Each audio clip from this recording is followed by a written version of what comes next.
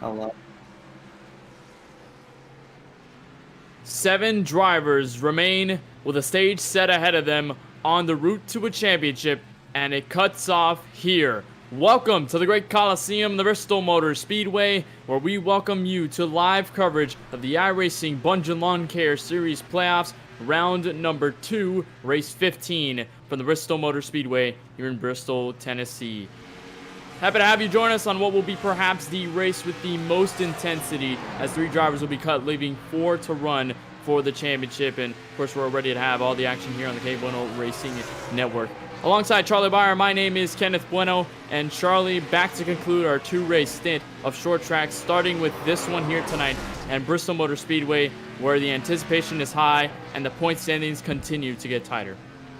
Yeah, this race is, without a doubt, in anyone's mind, is going to be the most chaotic race. People fighting for points, people trying to secure themselves into the next round, and a bunch of other guys trying to get their first wins of the season. So it's going to be a lot of jostling for position tonight. Nick Miller on your screen right now, he can just go for it because he has a win advancing him to the round of 4 at Phoenix next week. So we still have people like Blaze McKinney and JJ Hill fighting for that cutoff spot. So, there's going to be 2 battles tonight, the battle for the lead and that battle for the last spot. And after the last outing at Auto Club, it was a game changer in terms of what we saw in the playoff picture. But here is what they look like at the current moment after Auto Club last week. Nick Miller has locked himself with the win. We mentioned that last week when he won at Kansas, so he has officially punched his ticket into the Championship 4 race next week at Phoenix Raceway. Parker White currently 20 points above the cutoff, so he is sitting very comfortably in second. Then this is the battle we've been watching for, at least within the past week, on going into today's race. Glenn Bundren 19 points above, Blaze McKinney 12, and then you have JJ Hill, Keelan Belsha, Zika Reyes pretty much in a must-win situation. He's going to need to do something miraculous to get up here, or at least try to get into the Championship 4. But JJ Hill, Keelan Belsha seem to be the drivers, and of course Blaze McKinney in this battle as well. And coming into this race, Charlie, we talked about closing out these races as playoff drivers at the top of last week's broadcast, but tonight it's more of a factor with so many drivers being put on edge and some facing elimination going into this race as well. Yeah, like I said, lots of jostling for positioning going to go on tonight, and there's really going to be battles all throughout the racetrack, and I just can't wait. It's a really fun racetrack to watch, but we do have a shortage of cars tonight, which I guess brings a little bit of hope of making it to the end, but it's really all about track position. It's going to be a lot of fun to watch here tonight at Bristol. Going to go a little more info about what this track is all about, the Great Coliseum. Going to get the graphic right on the right side of your screen and show exactly where we are. Race info presented by SDC. 0.5 miles around this racetrack. It's dubbed the world's fastest half mile, and it's one of the more exciting and iconic tracks on the NASCAR venue. 4 turns, of course, located in Bristol, Tennessee. We're about 1,400 feet above the ground. A track temp of 87, located, of course, in Bristol in the United States of America. Track opened in 1961. So a return to short track action at a legendary venue in real life, but on the sim, it's still not without its drama. Last week, we saw playoff drivers Blaze McKinney and Nick Miller get into contact, and we also saw the massive gain that Glenn Bundren had at the finish, competing with JJ Hill, that he finished 14th. And Charlie, if there's that much unpredictability going into these next couple of races that we saw at Kansas, we saw at Auto Club, we saw how wild and unpredictable those races were, is there really a formed game plan if your drivers like McKinney, if your drivers like JJ Hill, who need to kind of get back into this ladder? I think it's really all about getting into a rhythm, especially this track. There's really 2 lanes around here. There's that wall line, there's that low line. So I think the strategy for Blaze and people who are just trying to make it to the end and secure their spot, because Blaze dominated the first half of the season and the regular season, kind of fell into a slump in the playoffs, and that really cost him some spots, and now he's on the bubble. So I think if you're Blaze McKinney or JJ Hill, you're just trying to ride it out and really just in hopes of doing better than the other driver. It's really all about speed here. It's more of a driver track, I should say, as you have to take these corners like a lot differently than you typically would at any other racetrack. So it is a driver's track, and I can't wait because driver tracks are some of my favorites. And you mentioned Blaze McKinney, and it's kind of a slump, if you mentioned, through the rest of this season, at least after the initial wins. He's got 5 wins in this season, his most recent coming at Chicagoland earlier in the season, just a couple of weeks back. But when you talk about short tracks, Blaze McKinney is undefeated on the short track. He won the first short track outing at Richmond. He won North Wilkesboro. He won at Iowa. So when it comes to all the short tracks in this season, Blaze has always been the one on the top of the board. He's always been the one taking the checkered flag. He's been the professionado in terms of this short track. He's known to tame them very well. And he also mentioned, at least earlier in the season, that these two are his best tracks. He talked about Bristol and Phoenix being the ones to watch for, considering that he loves those tracks personally, and he seems to do very, very well at those venues. So something to watch for over the course of the evening. Blaze McKinney, he's going to be kind of with his back against the wall, Charlie. And that's kind of the first thing we really didn't expect to see over his dominance within the first couple of weeks of the season. Now, all the way going to now, it seems as though a huge shift has happened ever since some drivers maybe entered, and as soon as the schedule started to kind of thin through the couple of weeks. And now he's fourth. He is currently still in the playoff picture if you're considering the championship four, but he's at risk of elimination, which makes things a little more tense for that 87 camp. And Charlie, it's more of a battle for him, and it's kind of maybe a light in the the soul of the 87, maybe, to now that he has his back up against the wall, now that he's under a little bit more pressure to try and show out, at least here at a track that he claims is one of his best. Well, Blaze is no stranger to coming in clutch. We saw it at Chicagoland. That last restart got those fresh tires, got out to the front, and ultimately won the race. So, yeah, Blaze McKinney is no stranger to just showing up at the end and taking it. When we've seen in the LWRC Cup Series a couple times with some regulars here racing with us tonight, Cole Williams, Aiden Kirker there as well. But I would certainly not expect Blaze McKinney to be out front all night. It is currently second on the board, but just one spot of the other playoff driver behind him, Glenn Bundren, and teammate. Not teammate anymore. Yep. Sorry, correct me.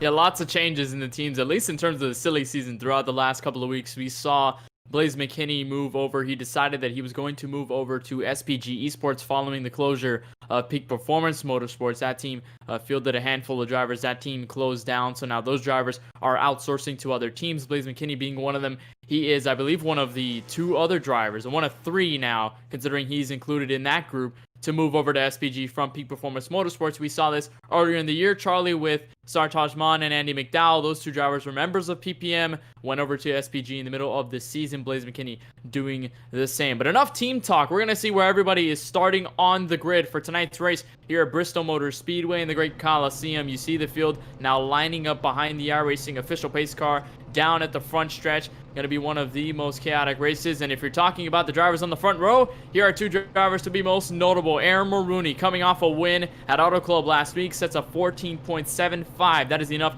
to give him the pole for tonight's action. Right alongside him, the driver who's now up against a little bit of a wall here, Blaze McKinney, outside of row one. Row number 2 sees Glenn Bundren in that Bundren Lawn Care car paint scheme. Currently sitting in the third position, right alongside Il Media Racing, new team. Il Media Racing partnered with KBRN. We are proud sponsors of them. So Aiden Kirker is currently will start in the fourth position. And then right behind to row number 3, there'll be the 95 of Parker White, right alongside the number 48, and those two will round out row number 3. Two Toyota Camrys, Parker White being a comfortable position. That's the 48 Dylan Basin to his outside. Those two occupy row number 4. Excuse me. Row number 5 sees the Roval winner, Brody Garner. He'll start the 9th position. To his outside, JJ Hill, the car just below the cutoff. He needs the points, possibly a win here tonight in order to secure himself into the final 4. JJ Hill will round out your top 10. And then coming back to row 6 is SPG driver Sartaj Maan. Got so close to Kansas win. He's looking for a first win in this series here tonight. Right alongside him, a driver we haven't seen the past couple of weeks, currently sitting in a must-win position, running the Ice Car paint scheme tonight. It's the 04 of Ezekiel Reyes. Right under him, Jacob Tyler May will start out 13th position in row number 7. And Lane Stevens, another new driver for Il Media Racing, partner with KBRN. He will start in the 14th position. And then right behind them is the 017 of Darren Myers. And right along to his outside, a driver we probably did not expect to be a little further down the group. That is the 88 of Nick Miller, currently locked in, probably not looking for too much action. Go through the rest of the field. Everybody will be lining up in this race. Lots of drivers here for tonight at Bristol, and we are ready to get the green flag and to conclude round number 2 of the playoffs, and the final round that'll leave us into Phoenix next week, where we'll decide a champion. And 2 short tracks is going to be probably one of the different challenges, because it's been a while since we've been to a short track. We last visited a short track at Iowa, like I mentioned, that Blaze McKinney won at, but we haven't been to a short track in a little while, at least in this season. We had one earlier in the season that we had just a long stretch of 1.5 milers, 2-mile tracks, super speedways in the mix. So we've had a lot in the way of other tracks and not necessarily the short tracks, which we will try and see how exactly it'll fit out, knowing that these drivers have been a little while kind of shaking the dust off, going for short track. Meanwhile, the pace car is off down at pit road. We're ready for elimination racing at the Great Coliseum. We are green from Bristol. Good start by Aaron Maroney and Blaze McKinney. They'll head off into turn 1 and 2, and we are ready and underway in the Bundren Lawn Care Series.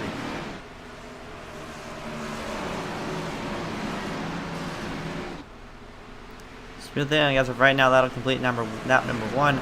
And Maroney, an experienced driver at Bristol. He won the Ice Car Trace Shoulder Photography Cup Series here. Same car, same track. But Blaze McKinney is following suit, with also Cole Williams right behind, also driving for Elimination Racing. We're going to talk about them throughout the night because they're looking for a really good jump in performance here. Looking to the outside for Blaze McKinney, Cole Williams takes over the 2nd place.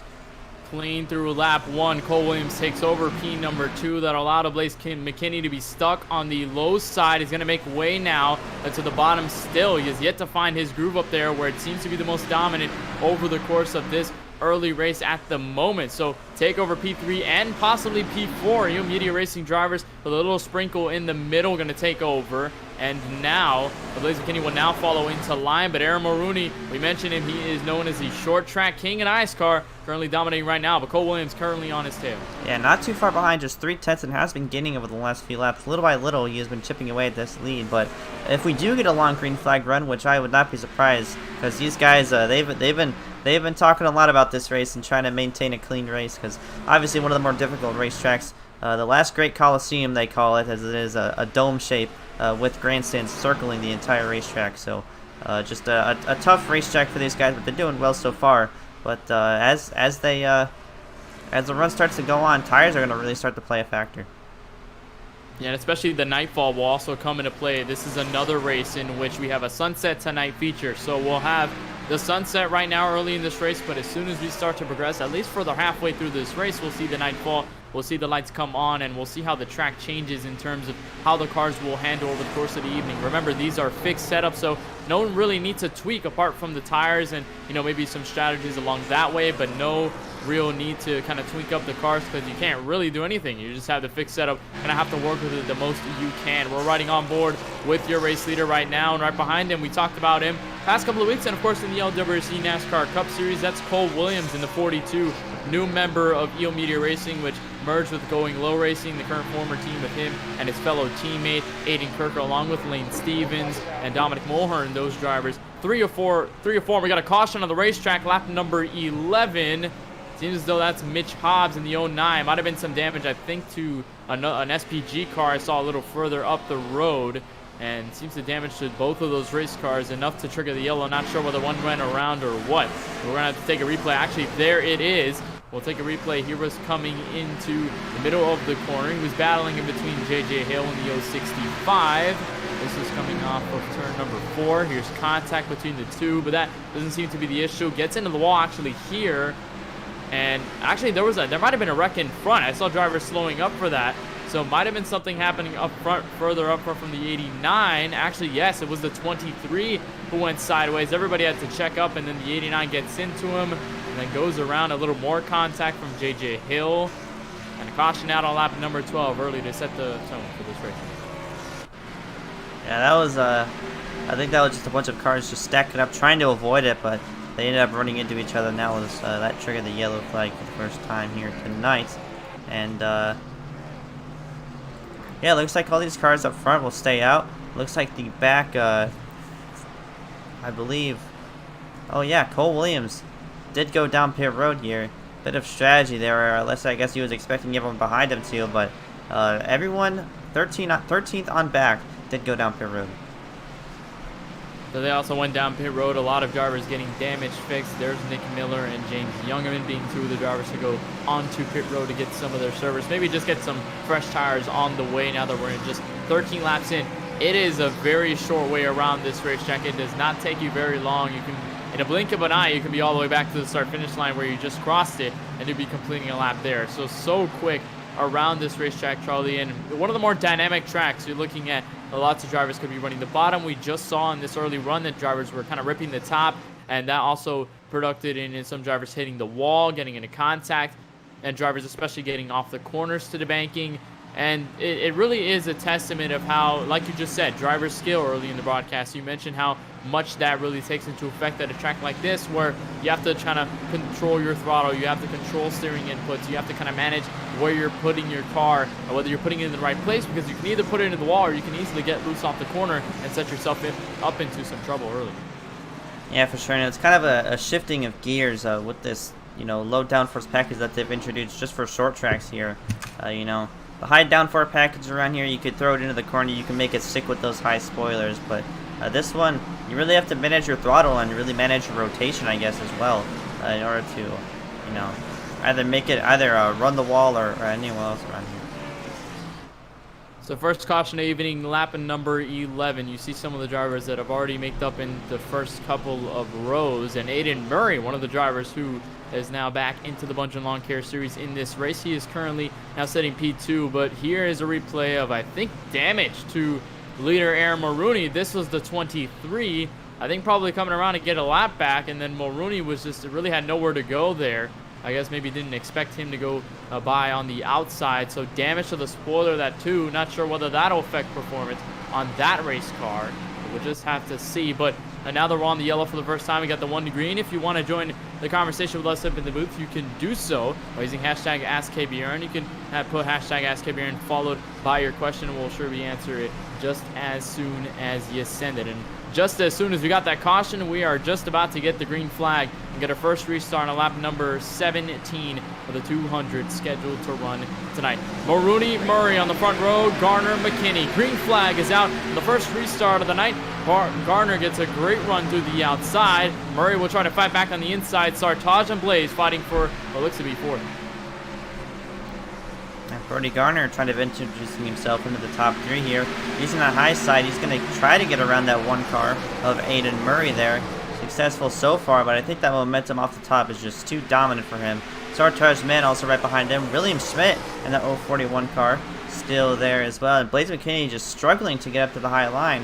And here comes Parker White. These two are the highest running playoff drivers in 6th and 7th place here. So it's tough. And there's Glenn Bundren right a couple of cars behind. That's Jacob Tyler May, Ezekiel Reyes, and also Ezekiel Reyes, also a playoff driver. You can't count him out, but he's in a very deep hole at the moment. Did not attend Kansas due to he was sick at the moment, so he did not feel well enough to race. But then came Auto Club. He joined the session, but did not start the race. So he kind of fell back in the points. He's currently 41 off of the cutoff as you see him and Glenn Bundren get around McKinney, followed by Cole Williams. The trifecta going to get around there, but Ezekiel Reyes currently in probably one of the toughest situations. You mentioned some of the other playoff drivers.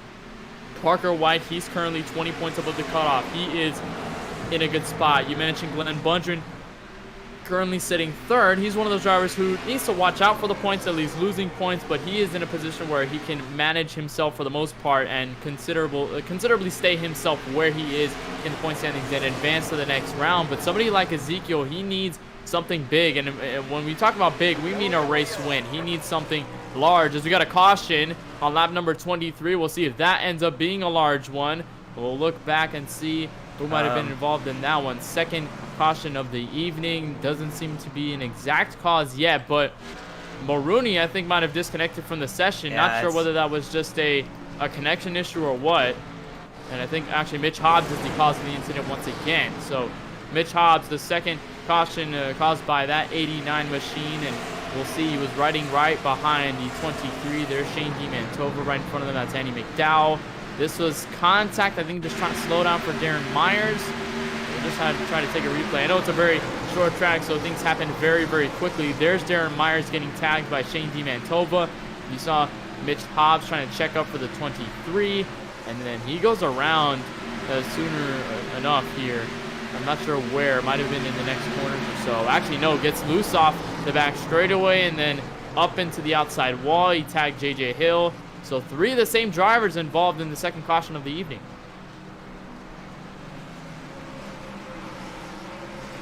Yeah, it looks like Big Slob was just losing it off the corner and made contact with other drivers. So it seems as if 5th on back are all on fresh tires, besides Blaze McKinney, who's currently sitting 9th right now. They didn't pit. At least these guys are coming down pit road for service. So the top 5, Brody Garner, Aiden Murray, Sartos Man, and Parker White,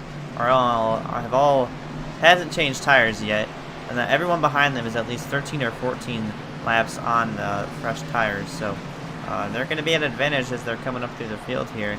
But Ezekiel Reyes is leading the way, but Cole Williams, who did pit, fell a few spots. Currently sitting 8th, so he's on the train to the front, is what I'm saying. So just an update on Aaron Maroney. Currently, his computer is froze, according to Side Drafting Productions in the YouTube chat. So unfortunate situation for Aaron Maroney there. Notably looking for a 2 in a row after winning at Auto Club last week. I know that win was very, very ecstatic. We had a crazy racing from there on out. We saw the cautions at the end, the green-white checker, leading up to Maroney just pulling away at the end after everyone was pretty much fighting for position behind. So his computer has apparently froze, a technical issue. Hopefully he can get back on track and hopefully climb back up the hill, get back up to the lead lap. But now that hands over the lead to Brody Garner in the 55, so the Charlotte Roval winner going to take the race lead. Aiden Murray will follow suit into 2nd. Sartaj Man will be 3rd. Those will be the top 3, so we'll have Chevy, Ford, Toyota occupying the top 3 on this next restart. And you mentioned drivers on the fresh tires. Some of these guys still on the older tires. They have still yet to try something, at least in terms of going down pit road to get tires, and probably not necessary, at least in the terms that you're kind of staying out front. You don't really need the tires at the moment, but those guys can really come at you fast. It's a short track.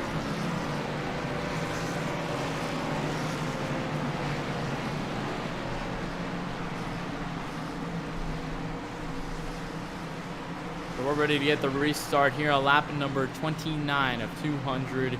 There will be the field doubling up. Parker White now the the highest running playoff driver at the moment. Have a couple of drivers further back in the field. Some went down pit road, most notably Nick Miller, one of the drivers that went down pit road, but there's some other drivers further down. Ezekiel Reyes, you see him there.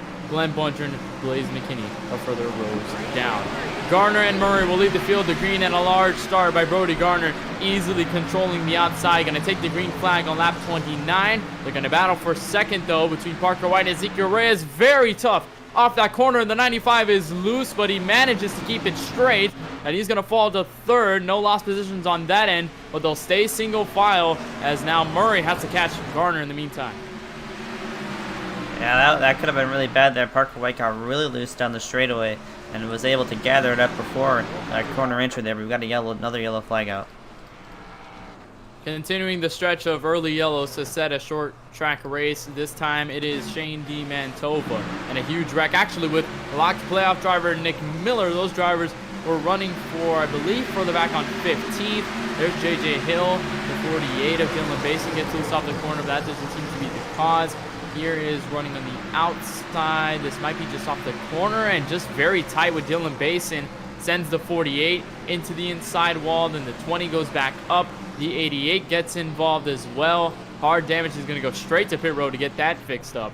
And luckily for him, he's locked in, so he won't really need to worry about points or anything like that. And he can just try to run his own race. But I know not the trendsetter, at least at the moment for the 88, not the race he's wanted to have, at least early on. So another yellow, Charlie, and really we're used to this, I guess, in the terms of seeing North Wilkesboro, seeing Iowa, seeing Richmond, and how those races were all caution-filled, at least for the most part. Seems to be the trend here tonight, but we'll just hope to see if we can get a green flag run in or if really anything happens. But so far, Garner continues to remain at the front of this field.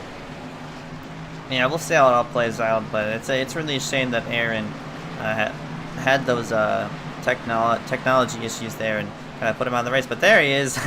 There's Aaron trying to get his laps back. He's currently 8 laps down on the racetrack, but with all these yellow flags early on in the run, I definitely wouldn't doubt that he could possibly make up at least half of those up.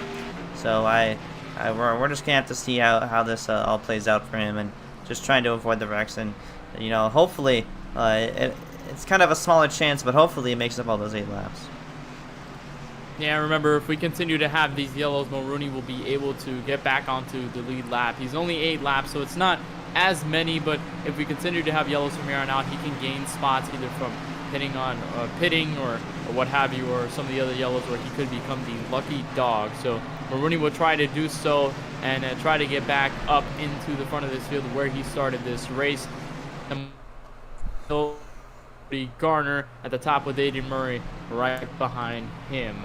And currently no questions in the chat, so we're still a little bit waiting, I guess, on somebody would ask. I know Basin asked right before this race. He asked what song was playing before coverage started, and I believe it's called Relax, and I think it's one of those that I'll send at least in the link over, so you can listen to that music, I guess, the instrumental. There's Mulrooney getting his lap back, and he's got some wave rounds to his advantage, so he won't have as much to work with. At least he won't have to work up all the way 8. He can work a couple of laps back, and of course, since it's a technical issue, of course they give him more leeway, considering that it's something out of his control, something he really can't take control of apart from anything else. So he'll reach over to the back to this field right behind Shane DeMantova. We got the 1 to green signal, and it'll still be Garner and Murray at the top of this field in row number 1. Sartaj Mon will follow suit in 3rd, and there will be the 95 of Parker White, so he'll follow suit as well, and they'll take over turn 3 and 4. And we've seen some drivers kind of struggle to get their way, at least in the most part, on the inside. Going to the outside, we'll just have to see if they struggle a little bit more. Green flag back out on lap number 35. Garner with a nice start, but Sartaj got over the 01 of Aiden Murray. He's going to take over 2nd, going to try to chase down the race leader as we got a battle for 5th behind them. Sartaj driving for SPG, partnered with Evo Simsport. We have Aiden Murray behind him. And currently the highest running playoff driver is the driver who's first in points without a win. Is Parker White right there, 2 spots behind Blaze McKinney on the bubble there. So I think if Blaze McKinney just continues to do what he's doing right here, just stays consistent, run his laps, keeps it clean, I think he'll easily make it into the next round. And people below the cutoff, Keelan Belshit, JJ Hill, will just have to go home. And Parker White, before this race, he posted on Instagram saying his only goal for tonight was to survive. And that's kind of one of the things you have to approach this race with, and the short tracks where contact is just pretty much imminent at that point, because you have so many drivers in close range.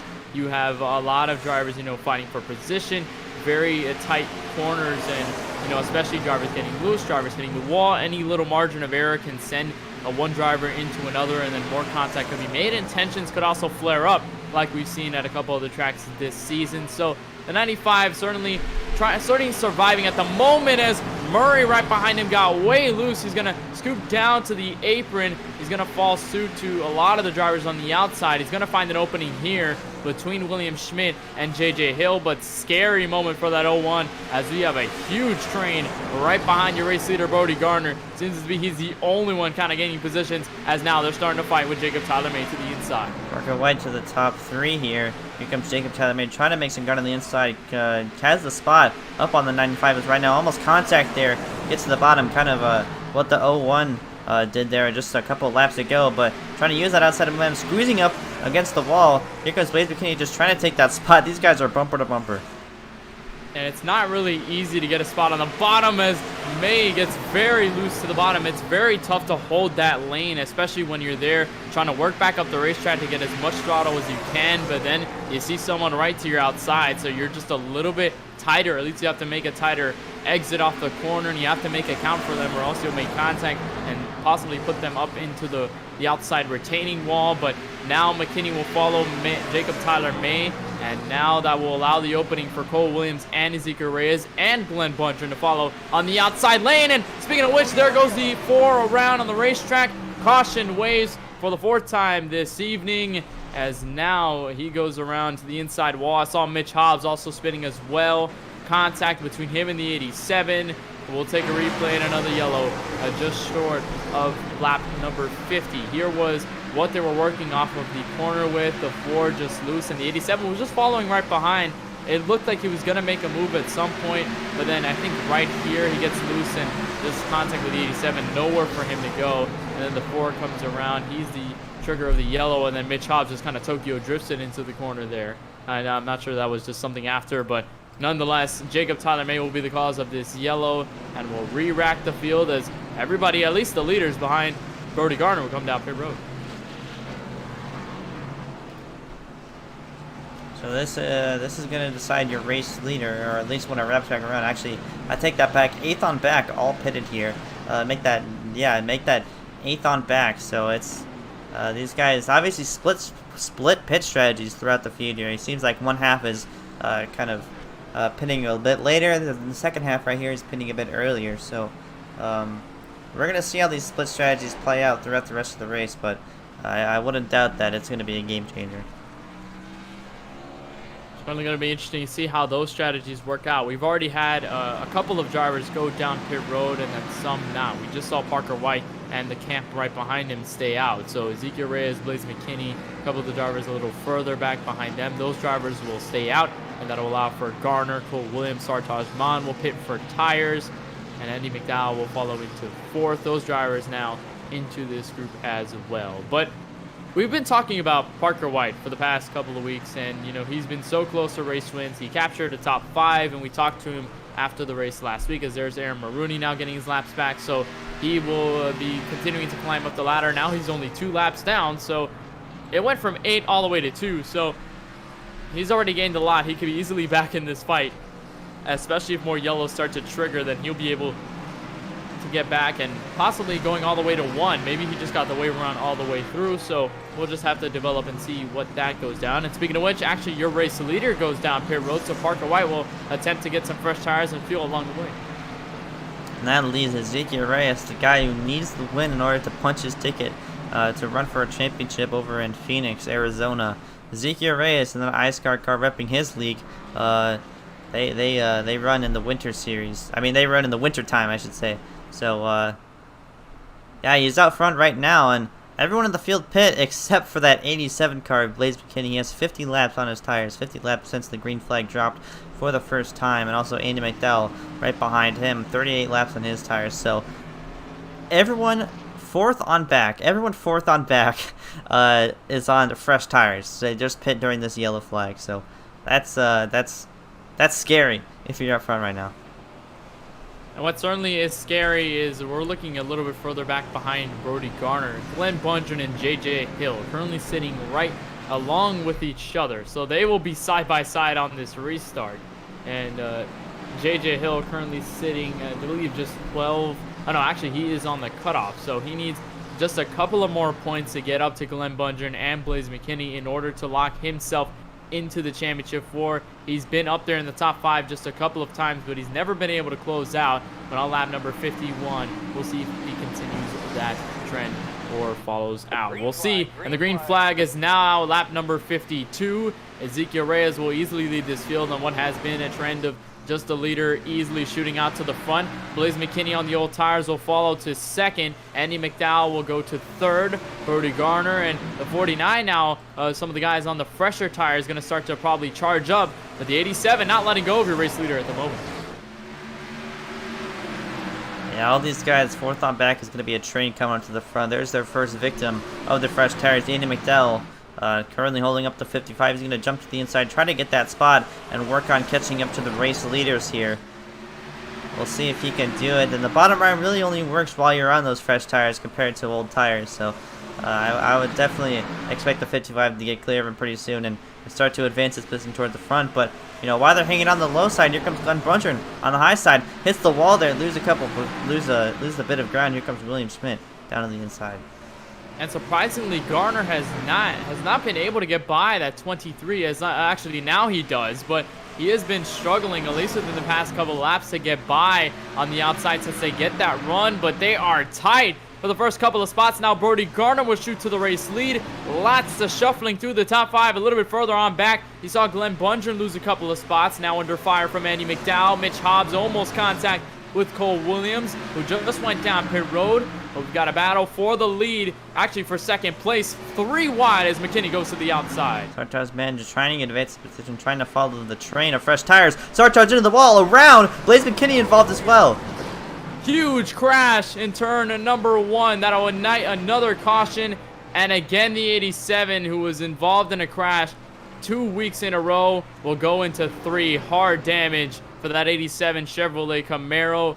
And a hard wreck between him and the 49 sent a couple of drivers a little further back with nowhere to go. We're going to have to take a replay and see exactly what started this entire mess, because we saw everybody shuffling behind Garner after he took over the race lead. There's Ezekiel Reyes. Blaze goes 3 wide through the middle. Ezekiel just kind of falls back on the outside, but he's able to maintain. And then this is coming off of into turn number 1. Contact between him and the 87. Just clipped him around, and a couple drivers involved. There's the 08 barely getting damaged. The 8 of Aiden Kirker also involved as well. And the huge wreck. I think that might have been the largest wreck we've seen tonight on lap number 60. A huge wreck, and Blaze McKinney now probably having to get the fast repair and damage, and huge damage to his race car. Yeah, down the road took that one fast repair in that number 87 car. So did Aiden Kirker right behind. Cole Williams almost got involved in that. May have gotten a bit of damage, and there's the main victim right there. Sartaj, man. I don't see him using his fast repair. I'm not sure. Yeah, looks like he may have used it, or he's just trying to save his race car, and maybe saving his fast repair for later in the run. So, I mean, if he does, that'll give him another chance to maybe try to make up some ground. But the person who probably made up the ground, most ground so far, currently sitting 11th right now, Aaron Mulrooney in that 2 car. He went from a frozen computer to 8 laps down, to now back on the lead lap just outside the top 10. Great comeback for Aaron Mulrooney. Glad to see him back on the lead lap. And he's now on pit road with a couple other drivers. I see Dylan Basin in there. Ezekiel Reyes also taking some service. So I don't think he got much damage from that wreck, but Charlie, but I think just probably getting some new tires. He has also been one of the drivers who pitted a little earlier, but is now just getting another roundabout of service. So Brody Garner will continue to be your race leader after he went down pit road to get fresh tires and easily shot back up to the race lead. So he will be back in this fight. William Schmidt will come through in second. He was close to some of the involvements, at least early on. He's been around the top 10, and now he's pushed himself into the top 5. Glenn Bundren, third. Parker White will continue to stay forward. JJ Hill, not sure whether he's just going to get that damage repair or what, but he's currently sitting P5. But at a track like this, Charlie, you're not really aerodynamically dependent. You're not really looking for maybe a little dent, a little crinkle. Maybe that just doesn't matter. It's not something that you really have to tend to, because you're not at a track where speed is over everything and draft takes care of everything. Not tracks like Talladega, tracks like Michigan, tracks like last week that we saw at Auto Club, where even if you get a little bit of damage, it can affect your race car in a little bit of way, and you know, it can affect the drag on the race car, can add a little more drag, and you can overall be a little more slower in terms of the handling on that race car. But at tracks like this, at Bristol, where contact usually always happens, you can have a little damage on the race car and be like, okay, I'm still gonna go. Sartaj probably being one of those drivers who's thinking, okay, I have this damage now, I probably still have 100% on my engine, and I'm still going to be good on power, so I can just focus on gaining positions from here on out, getting my fast repair a little later, and then that way I can have a better advantage going into the rest of this race. So Brody Garner, William Schmidt will occupy row number 1. Parker White, Glenn Bundren will go into row number 2. JJ Hill, Aiden Murray filing row number 3. Blaze McKinney got his fast repair and those fresh tires. He'll be a little further back in row number 4, right to the outside. Lights are back on the pace car. We're gonna go one more time around here. Oh man, we got a wreck under yellow. Not sure where that came from, but I don't. I see one driver stop down there. Must be, I think, Sartaj. One of those drivers on the apron. Not sure really what happened here. There's Dylan Basin. Sartaj is just stopped on the racetrack at the moment, or at least under the apron. Not sure whether just engine, I think might have just been engine. I'm not really sure. You see him just kind of slowly crawling through the back straightaway, and then at some point just comes to a full stop on the racetrack. But nonetheless, we got the 1 to green signal, so not very long. He was listed as the leader, and he had to just stop the racetrack. They delayed the green in order for everyone to catch up, but we're gonna go back green here shortly. All right, well, pace car will come down pit road. A little miscommunication there, but nonetheless, Garner and William Schmidt will file row number 1 on the restart. Lap number 65, and Garner shoots out to the race lead once more, as Parker White will probably have the advantage on the outside. William Schmidt will have enough opening to get to the outside. And we'll have a 3-car battle here with Glenn Bundren spots to the inside, and Aiden Murray and Blaze McKinney now following suit as Bundren gets loose down to the bottom. McKinney had to swoop to the outside. He's going to lose a couple of spots there, and Bundren following lots of spots is going to lose him some points. But nonetheless, Garner's still at the front of this field. Lots of chaos with drivers stuck on the inside. We've seen it so much already.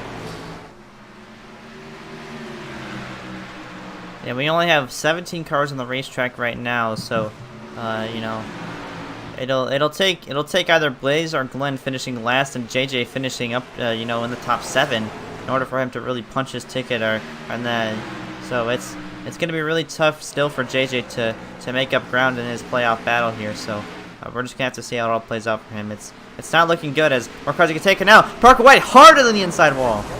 Parker White gets involved in an incident, and another yellow as more cars pile in. Ezekiel Reyes, Glenn Bundren. I saw the 8 of Aiden Kirker, the 23 of Andy McDowell, Aiden Murray involved. William Schmidt with engine damage. His engine is smoking. Caution out lap number 69.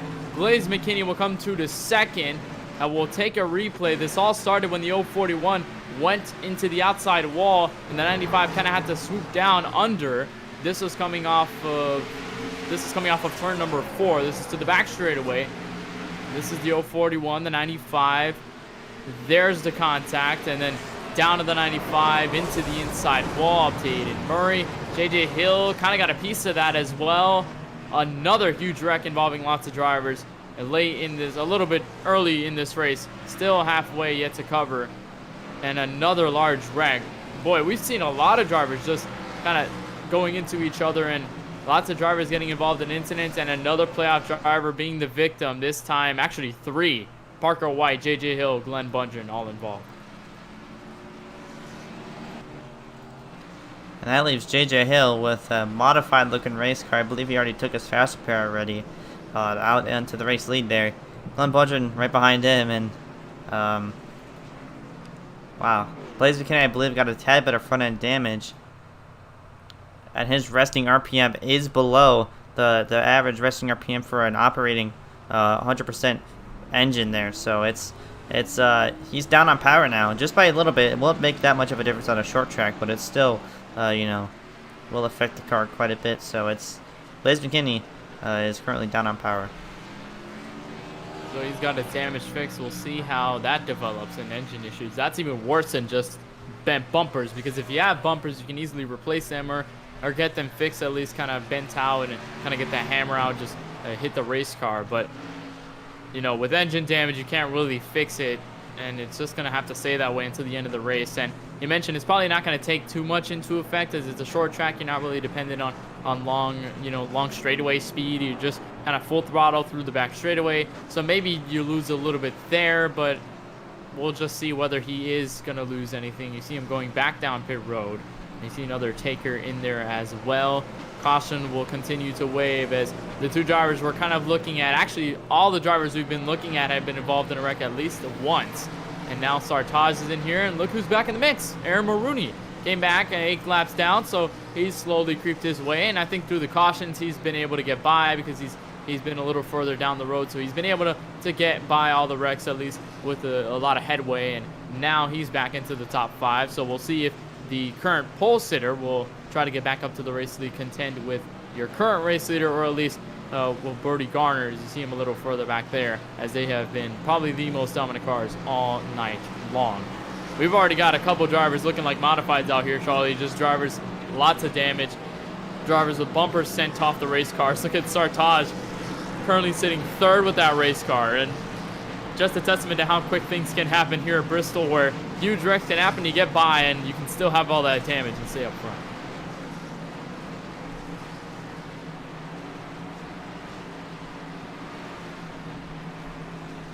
Alright, well, this restart is definitely gonna be something different here. We see 2 modified looking race cars, like I mentioned earlier, JJ Hill and Sartaj Man, and 2 clean front ends with the 37 and the 2 car. So they're going to get to work trying to get out to the race lead, but JJ Hill will lead them back.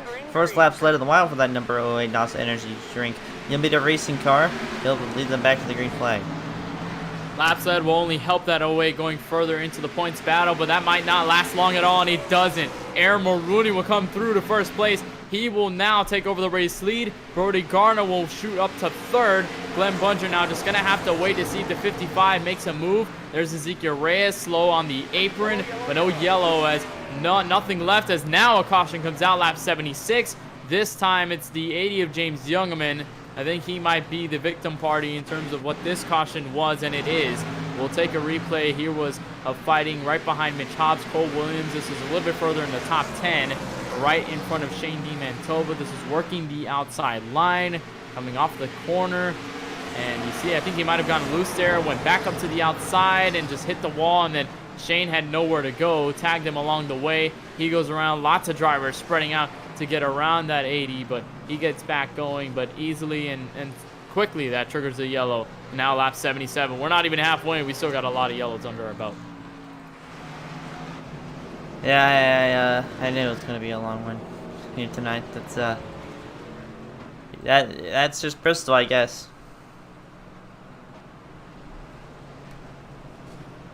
So Aaron Maroney will now lead the field. He quickly took over the lead from the 08 to JJ Hill. No really need to work for that. He just kind of shot all the way to the front. Brody Garner also followed suit. Those two drivers who are currently the most dominant all night, they have been the drivers to really get the momentum in terms of going to the race lead. Overshot here at Bristol Motor Speedway. You see the last Great Coliseum. It's in all its beauty. And the new big screen that was added just a couple of years back, and just how small this racetrack is. But let's speak about what the weather is looking like right now. I know we already got the lights on, so it's already kind of signaled the nighttime effort for tonight's race. So we'll just take a look at what your weather outlook is looking at the moment. Track temp currently sitting at 84 degrees, so a little hotter than what we usually expect.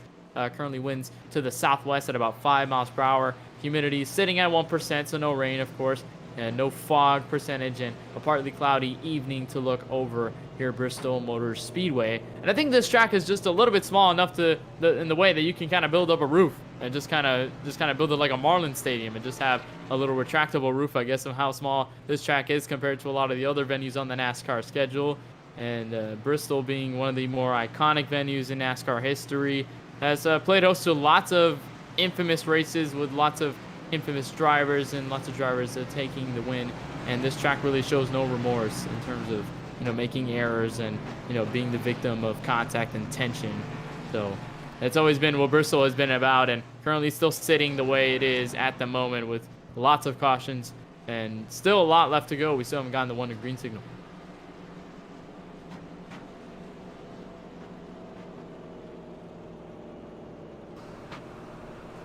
Yeah, I'm mostly just waiting it out, and these last 100 laps as we start to dip our toes into the second half of this race, it's only going to get more intense from here as people start to get into the mentality of trying to get up front and try to race for a win here tonight. So it's certainly going to be no different, but the intensity is going to be ramped up. But Aaron Maroney, it's a really big comeback coming from 8 laps down from a frozen computer. So. We'll see if he can really stay out front and try to close that out.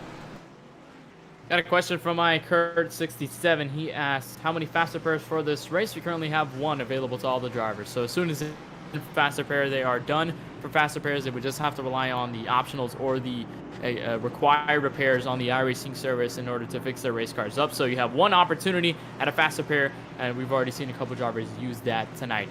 Aaron Maroney, Glenn Bundren, Brody Garner, two Chevrolet Camaros, followed behind the Toyota Camry. Will go back green on lap number 82. Easy start from Maroney. He'll try to get a good gap in front of the rest of this field, but it's all dependent on whether the other dominant driver tonight, Brody Garner, is able to get by the 37 and is able to charge up to the race lead. So far, so good. Clean through this first lap as everyone remains single file just a little bit further behind.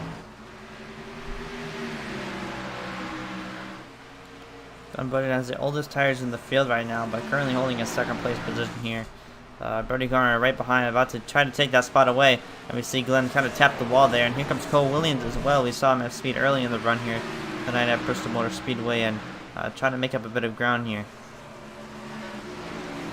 There's Cole Williams a little bit further back, right behind Brody Garner. So none of them have really been able to gain gaps on each other. And then right behind is Mitch Hobbs, who we saw was involved in a couple incidents already, but he's kind of clawed his way back to a top 5. So just as quickly as you can lose spots, you can easily gain them back, especially when other drivers get into contact, get into wrecks, as now Brody Garner will look for second underneath Glenn Bundren, and we haven't seen the inside work too well, but we saw a little bit earlier that 55 took over the race lead on the inside, but of course he had the freshest tires. He's now still looking under Bundren, but as he's doing that, that's only allowing more time between him and the race leader.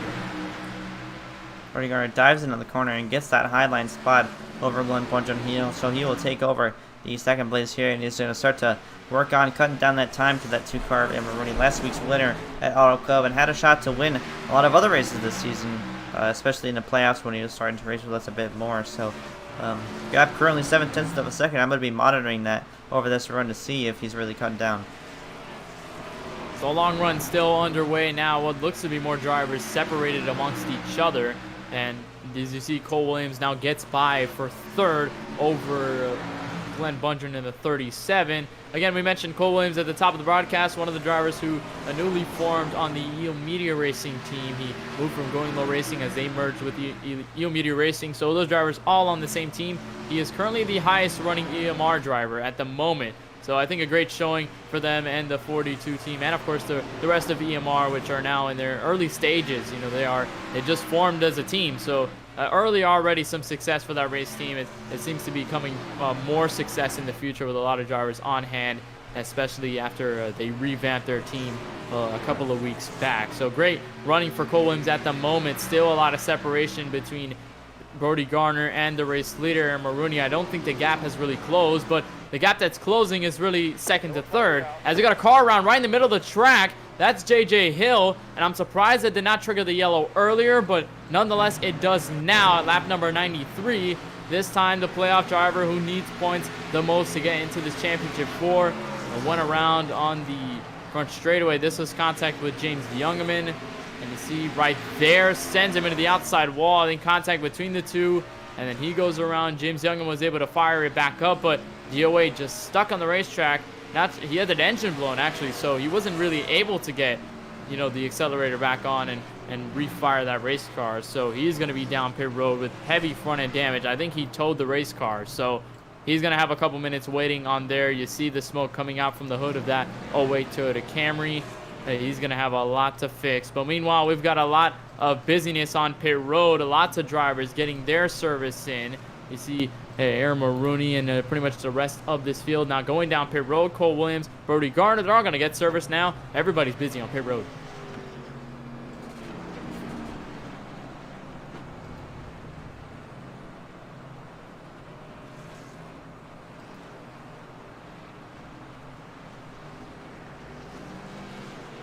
And close between Maroney and Garner. Those two will fall out 1-2. There's Bundren and Parker White. There's William Schmidt out now.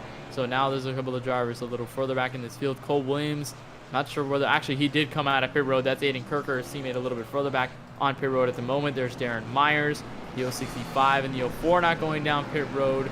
So the top three will pretty much remain the same. It'll be Maroney, Garner, and Cole Williams. Those drivers will be all there at the moment.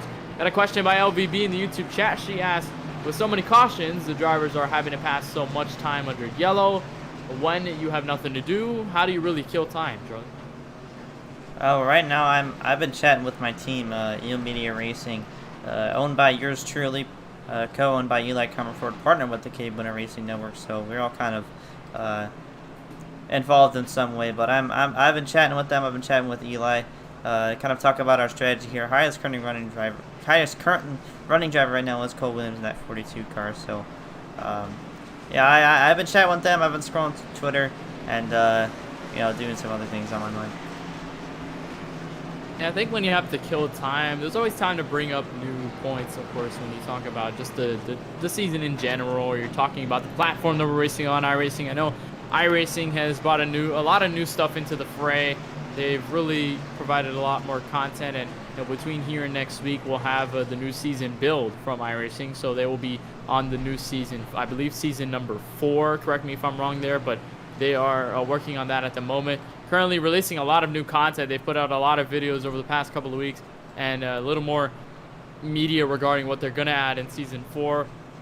I think today they added the new announcement for the Formula 1 cars, where you have now the option in races to use different compounds in the tires. You can choose soft or the medium or the hard compound on the tires, so you can do that, and they carry over from qualifying into the start of the race. So that brings another form of strategy into open wheel racing, which we really haven't seen much from iRacing, at least improve within the past couple of months. So always great to see them adding new stuff. Of course, Nashville Fairgrounds being a new track on the iRacing service, the Dallara P217, the LMP2 car, also a new addition to the racing at iRacing. So always new stuff to watch for, at least to kind of look forward to at the moment. So we'll just have to look and see what happens from here on to the next restart. Sartaj Mon stayed out, is currently your race leader. His SPG teammate right behind him, Aaron Maroney, follows suit in second. Sartaj with lots of damage on that race car, but nonetheless, he's got all the power to shoot up to the race lead. A lap number 99, back underway as Maroney and Garner fight for second. Looks like Sartaj is going to be courteous and give that lead up to the two of Maroney. So what a comeback. 8 laps down from technology issues on that 2 car. Back out to the race lead, but that 55 is not too far behind. But also that 42 is showing a bit of speed throughout the run tonight. And we're about to reach halfway, 100 laps completed, 100 laps to go. We have officially reached the halfway point at Bristol Motor Speedway, but still a long way to go for these guys. And as soon as we reach that halfway point, we'll bring a through the field segment, see where everybody is running right now. And you're looking at your race leader, Aaron Mulrooney, who has led a good chunk of this race, 44 laps in this race, now 45. He's led a good portion of this race, suffered from that technical issue, but still trying to look for a race win. Go 2 in a row. Brody Garner right behind him, currently running second, 37 laps led, a bit of a trailing that lead lap stat on that number 2 car. Won the Rolla there, experienced road racer for sure, driving for Blue Chew Americas, owned by Dan Neese. They're big over on the ICE car side of things, so currently running second, hoping for a good run here tonight, but these top two drivers have really showed out tonight. Cole Williams came into this race at Bristol with a head of steam. He was one of the drivers who was quick in practice. He held, I think, the top spot for a good portion of the practice session before, and now currently running third. He has shown his speed all night long, but he has yet to reach the race lead and yet to lead any laps. So currently the highest running EMR driver, trying to show out at their team's kind of debut in the Bundren Lawn Care Series, currently running third, still following Brody Garner. Glenn Bundren, I would talk about how Glenn Bundren is on peak performance, so that team recently shut down, so that logo on that deck lid is no longer valid there. So Glenn Bundren currently teamless and has put out an announcement that he at least will be cutting down on his iRacing after Season 2 of the iRacing Bundren Lawn Care Series. So sad to see him go loose in the corner, almost contact with Parker White there, but Glenn Bundren led 4 laps here tonight, currently sitting 4th, started 5th, changed 1 position from there, and just trying to finish out here tonight and try to punch his ticket into the Final Four. Currently running in this top 5 is a driver who said going into this race that he just wanted to survive, and he just wanted to kind of survive in advance.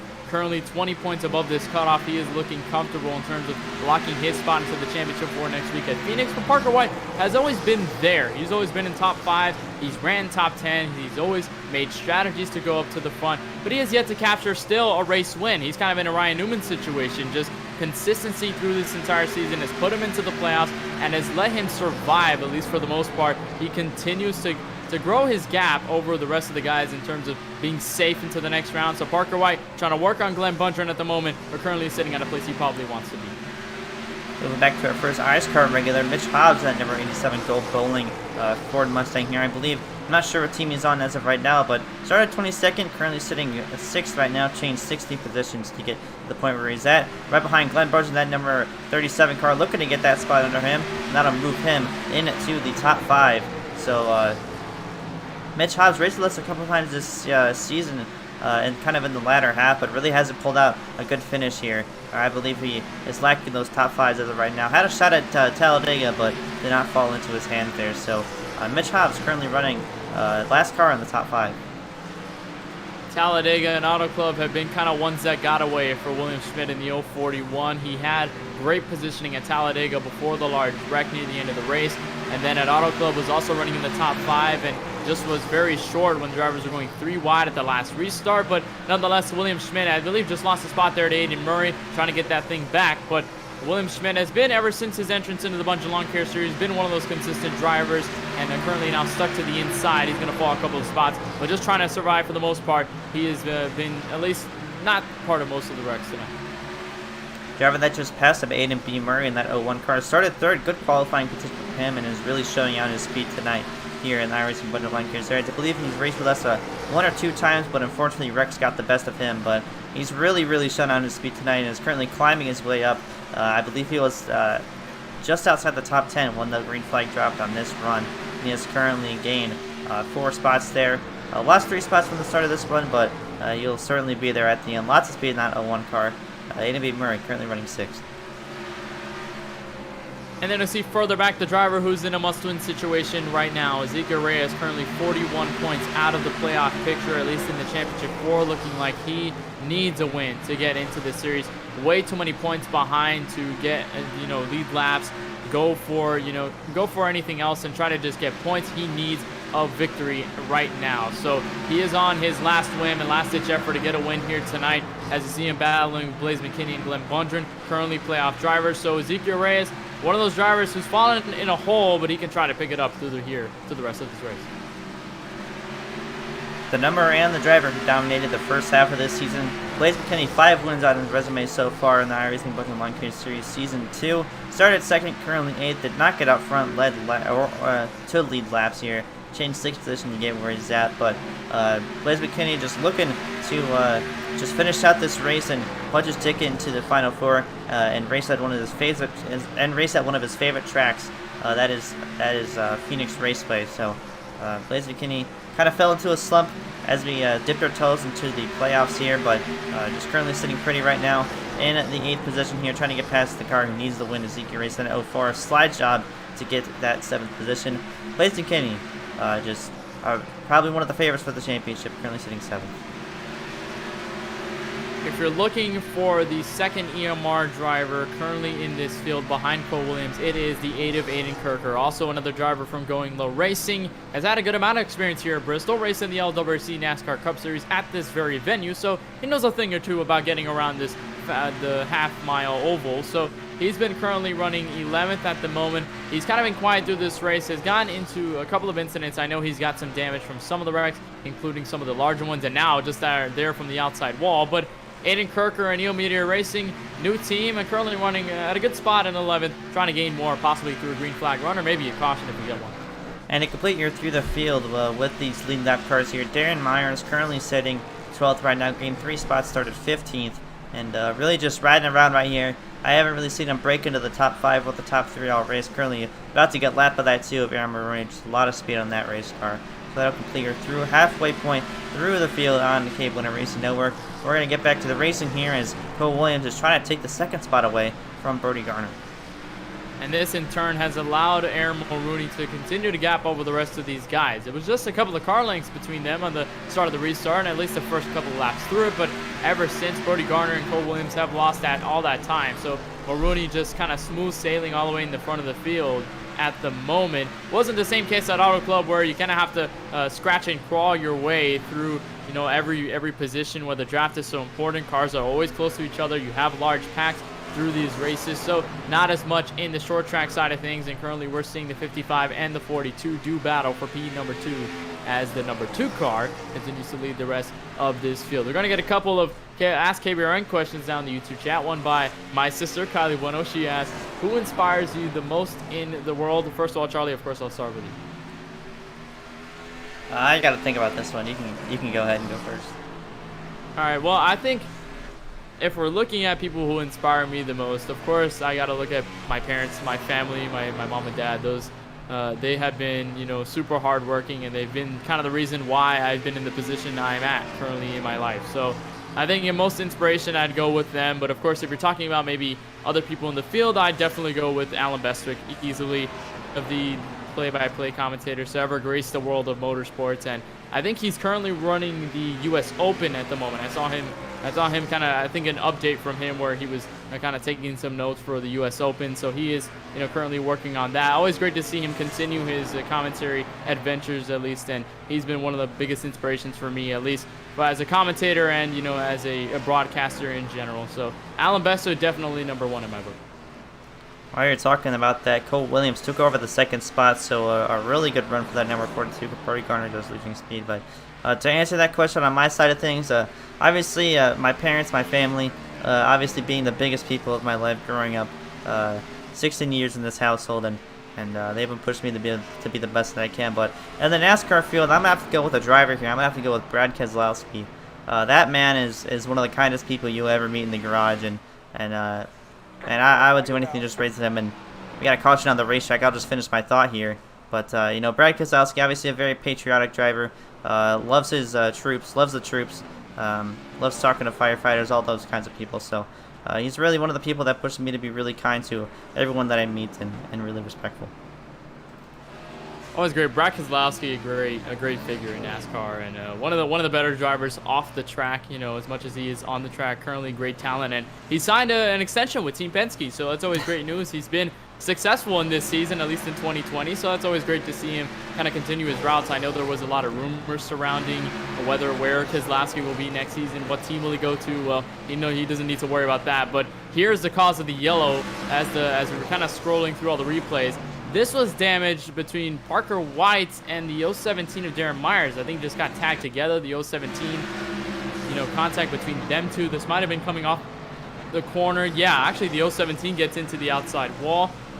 The 95 gets under him and really had nowhere to go, and then slings into him, sends him around, and then that's obviously enough to trigger the yellow on the racetrack. So we had a long green flag run there, the longest one of the night, spliced in with the yellow to split it in half, and we'll probably have some pitch strategy along the way, as there is William Schmidt, Darren Myers. Those are two drivers going down pit road. Dylan Basin. So Cole Williams now into second, as you mentioned, Charlie, where he got over second to Brody Garner. Very good news for them, because now they will at least have a chance to re-rack and have at least a shot at getting back at Aaron Mulrooney in terms of fighting for the race lead, where they fell back just a little bit further on later in that run. Another question by LVB. She asked, wait, is Glenn Bundren retiring? Well, not necessarily. He just said he was going to be cutting down on iRacing. Hopefully, of course, he'll still be active. I know season 3, of the Bundren Lawn Care Series will continue, and that will still be into effect. That's still planned, at least for the next couple of months, and as soon as we get into the off season after next week's race and the championship. But I don't think Glenn Bundren is just fully done and retiring. I think he's just going to cut down. I know life, can kind of take over time slots where you would normally probably want to be on iRacing, but sometimes you maybe don't have enough time to get on the service. But always, we hope to have Glenn Bundren still working with us and still part of the iRacing service. And even if he's not going to run iRacing anymore, we'll still be in contact with him. A great owner in this league, and one of the greatest guys you can ever meet. So he is hopefully not retiring, at least from iRacing, but we'll just have to see. I know his future at PPM is kind of closed out since they closed the team. Currently looking for a team at the moment. I think he's repping their name, at least for the most part, until the end of the season. And so is Blaze McKinney. After his move from SPG, he will now run a Toyota and running SPG colors. So I believe he'll just do that next season. He'll continue to run the CLD colors for now on the Chevrolet Camaro for peak performance for the rest of this season, going into Phoenix next week. We'll just have to see how things change over the course of the off season. Mulrooney, Garner, and McKinney now will be the leaders. I think Cole Williams took a trip down pit road to get some fresh tires under his race car, so some fresh shoes for him, and he will be at least one of those drivers to at least get the advantage on the fresh tires. He'll have some spots to make up, though, along the way. But as we saw with Mulrooney and Garner, the drivers on the first row, on the fresh tires, it really probably isn't that hard. It's very easy to get through this field like we saw with those two. Maybe we'll just have to see how hard it is for the 42 this time around. Pace car will come down to pit road. We'll take a restart on lap number 141 of the 200 scheduled for tonight. Mulrooney will take back the race lead and easily shoot out to the front, as McKinney will have to do battle with the 55 of Garner. If you're the 87, probably prime position for you to gain some points. Yeah, pretty much the entire field went down pit road and got those fresh tires, so they're all kind of on an even playing field. But we got a clean batch of cars in the top 5 right now, but right behind we see a lot of damaged race cars, starting with Aiden Murray. Not Aiden Murray, excuse me. Parker White? Oh, Parker White is a lap down right now. Oh, Parker White currently sitting a lap down. He is scored. I'm not sure where he scored down. We have a lot of drivers under the lead lap, so he's probably just a couple spots back, I believe, within this top 10. He's in 10th right now, so less than 10 cars on the lead lap at the moment. So he's just trying to put around for the most part. I'm not sure whether he has gotten his faster pair yet, or he's just still kind of putting around to the end of this race to get that faster pair. As you see, Cole Williams now stretching down pit road. Aiden Kirker will go down pit road as well. So interesting development for them. Garner also still in this picture. He's currently sitting second. Mulrooney continues to lead as we're approaching 50 laps to go, and that will come by in a flash very, very soon. Yeah, if we stay green throughout this last 55 laps, that'll be about 13 more minutes of racing. So I hope that puts into perspective for the viewers how fast these laps go by here. We're looking at just under 15 laps. 15-second lap times for these guys around Bristol Motor Speedway. So they certainly do go by in a flash. And Aaron Mulrooney, one of the biggest comeback stories besides Blaze McKinney at Chicagoland throughout the course of the season here, went 8 laps down, 8 whole circles around this racetrack that he had to make up with wave rounds and all that after he had some technology issues. His PC froze from the lead early in the race, and we're going to approach 50 laps to go here shortly. We'll see if Brody Garner can maybe chip into that lead. But Mulrooney, a master of the short tracks in pretty much any league. He ran in the eNASCAR Ignite Series. That was a series for drivers under 16 years old who wanted to try out and get a $10,000 scholarship for a racing career. But I ran with Proximity Racing there, but unfortunately did not make it. Yeah, it's when you think of Aaron Mulrooney, you think of short tracks and how dominant he is at them. And you think of winning. If you go to his Instagram account, you look at all the posts every single time he posts, it's always a win for the most part. He has gone 9 for 9 at his local track, Baberton Speedway, in the Legends cars, and I know him and his dad work well together in terms of getting setups up for those race cars in real life, and he has done a phenomenal job in the real life part of things and on the sim as well, for being one of the drivers to be in contention for wins, always up front, one of the more consistent drivers. And of course that real life experience helps on the sim, because when you know how to handle a real race car, you kind of get a feeling for how to manage a virtual race car that is trying to replicate how they handle in real life. But you're looking a little further back. This is the battle for third. Blaze McKinney fell back to Brody Garner. Those two currently on a huge gap between all three of them. And now Aiden Murray will try to look to the inside. Still no success for that 01 to get by at the moment. He's going to have to hit the reset button and try it once more. Ezekiel Reyes now in this group. Remember, he's in a must-win. So right now, if you're looking at the lap counter, or you're thinking about the stretch to the end of this race, are you thinking about a fuel strategy? Are you thinking about trying something at least to get to this race lead? Or maybe you're just kind of keep it conservative for now, just how quick these laps go. Back to Aaron Mulrooney's success, we did get a little information from Side Jeff, who's our friend. He was actually the regular season champion for the eNASCAR Ignite Series. So I had that thought in the back of my head. I wasn't sure if it was correct though, but our friend at Side Jeff Productions did confirm it for us. But what a send by that 01 car. A slide job for the third position there. Blaze McKinney right back down to the inside. He's going to cut down. And it looks like Blaze is going to throw the same exact move on him. He's going to maintain that third position. And these guys are just throwing bonsai moves at each other. The 01 sent it into that corner. He got the better of it, but then got the crossover back. And now he is fallen to the 87, maybe into the clutches of the 04, if he can get to that opening soon enough, and he does. So the 04 will have to try at least to get to the inside, or wait for the 01 to try another move on the 87 to pounce for P number 4. 87 will stick into P number 3, and if you look further back behind Ezekiel Reyes, you'll have to go a bunch of car lengths back to the driver currently sitting in 6th right now in this top 10. That is Mitch Hobbs with heavy front end damage to his Ford Mustang. You don't even know it's a Ford Mustang because all the bumpers are off that race car, but nonetheless he has survived for the most part at the moment, and he is currently still there. We've got a lot of drivers under the lead lap, and drivers struggling to get their footing here at Bristol, and it's just a testament to how hard this racetrack is on not only the race car itself, but on you, because you're currently adapting to the racetrack as it adapts. You're looking at corners that you have to keep managing. You have to manage how much brake you put into the corner, how much steering input, and especially since you're running up close to the wall, you don't want to hit the wall. We've seen a couple drivers get into the wall trying to arc the corner the best way they can. It's been a struggle tonight, Charlie, for a lot of these drivers to get their hands on this track, at least to master it at the moment, as there's the 89 going by the 49 of Sartaj Mod. But nonetheless, it is a challenge on these drivers, and probably should have mentioned it at the top of the broadcast, but it's always been tough for all these drivers to get by, as now the 01 tries to hit the reset button, get one more move on the 87 for third. These guys are almost knocking the fence down with how much sparks are flying once they get up to that outside wall, and that's just how iRacing is. You know, they are often critiqued for their tire model, as you know, and the surface model for not really having both lanes as compared to the real-life NASCAR circuits, where you can work both lanes here, especially at Bristol Motor Speedway. So, yeah, it seems like in iRacing, the top line is just really shows out when you come here, and really any car.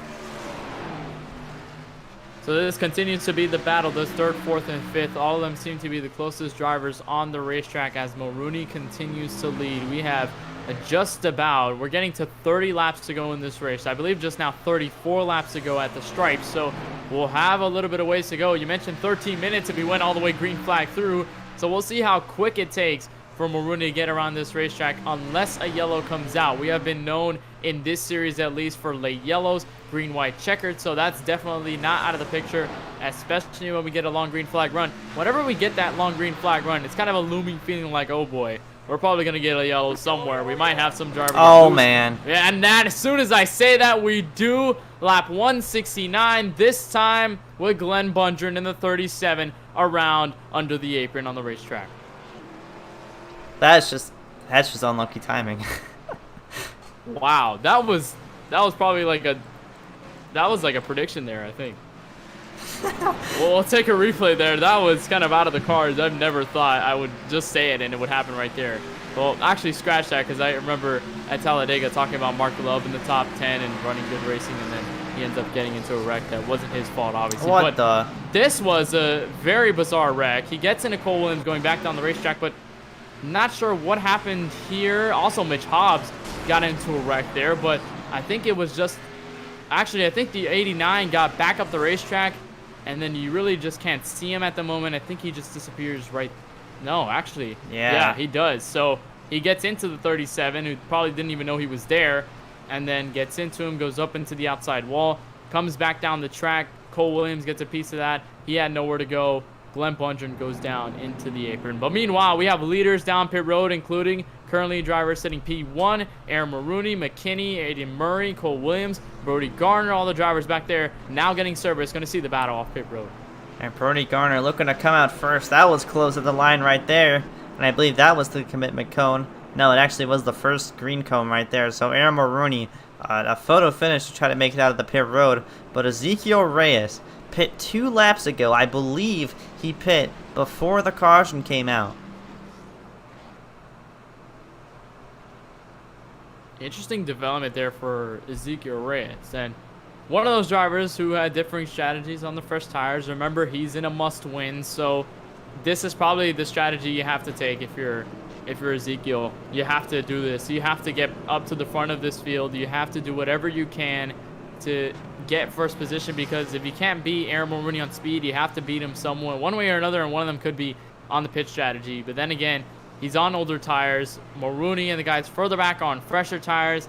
Is just a matter of whether Ezekiel Reyes can hold them off for the most part and try something, maybe hope for another yellow down the road and possibly maybe slingshot, because if he gets a yellow and he's on the oldest tires, he can pit, get the freshest tires, maybe carve his way through the field, considering there's not a lot of drivers on the lead lap, so he can gain a lot out of this if he plays it right. But the fact that he's staying out right now, one of the bolder moves, I mean, I think it's probably necessary if you're the 04. Well, my mind is blown with that strategy, because Ezekiel Reyes just put himself in position to win when he really needs it, and he's going to be starting on the outside line on this restart. And I can guarantee you that all of these drivers are going to be jockeying for position and trying to get up front and maybe go for a win. We only have a handful of clean cars on the racetrack right now, and I believe Sartaj Man just got his fast repair. Or maybe we've gotten it recently because I think we saw him with no front bumper here. But we're about to go green flag racing, just over 25 laps to go. Green flag is out. Can Ezekiel Reyes do it and punch his ticket into the Final Four? Well, if these drivers are going to battle behind him, that's only going to give him more leeway to expand his lead, but it is not happening for the two of Aaron Mulrooney, who did not get into that battle. He was able to get by on the fresh tires. He's already cut the gap. How long will it take for the two to try to take over this race lead from the 04? McKinney takes over third over Garner. They're still battling for third behind them. Mulrooney slowly approaching as the 04 is just going to try to hold on now with less than 15 laps to go. 0.2 of a second from that 0 car to the 2 car. And you see kind of the difference in lines. I don't think Ezekiel Reyes is really comfortable with running all the way up against that wall. Obviously, another experienced iRacer here, just 4K I rating on that number 04 machine. But Aaron Mulrooney just slowly trying to close in. You see Ezekiel Reyes moving up the track just a bit. We're going to see how this all plays out. We're going to reach 20 laps to go pretty shortly here. Now, we've never seen Mulrooney use that inside line to make a pass. We really only saw Brody Garner pull it off when he was on the fresh tires. We saw him get to the race lead all the way in the bottom of the racetrack, but we really never saw Mulrooney skip to the bottom. We've only seen him running that wall. We've only seen him efficiently running that outside lane. Of course, it's fast for him, but if he's going to get around the 04, he either has to make a move down the inside or just try to force the 04 into a situation where he has no option but to go on the inside, and then the 2 can try to pounce on the outside and easily make the pass since he gets to run off the corner. Now on board with the 2 of Aaron Mulrooney. You're looking at the EO Media onboard cam on that Toyota Camry, still trying to approach the race leader as we've now approached 20 laps to go at the stripe.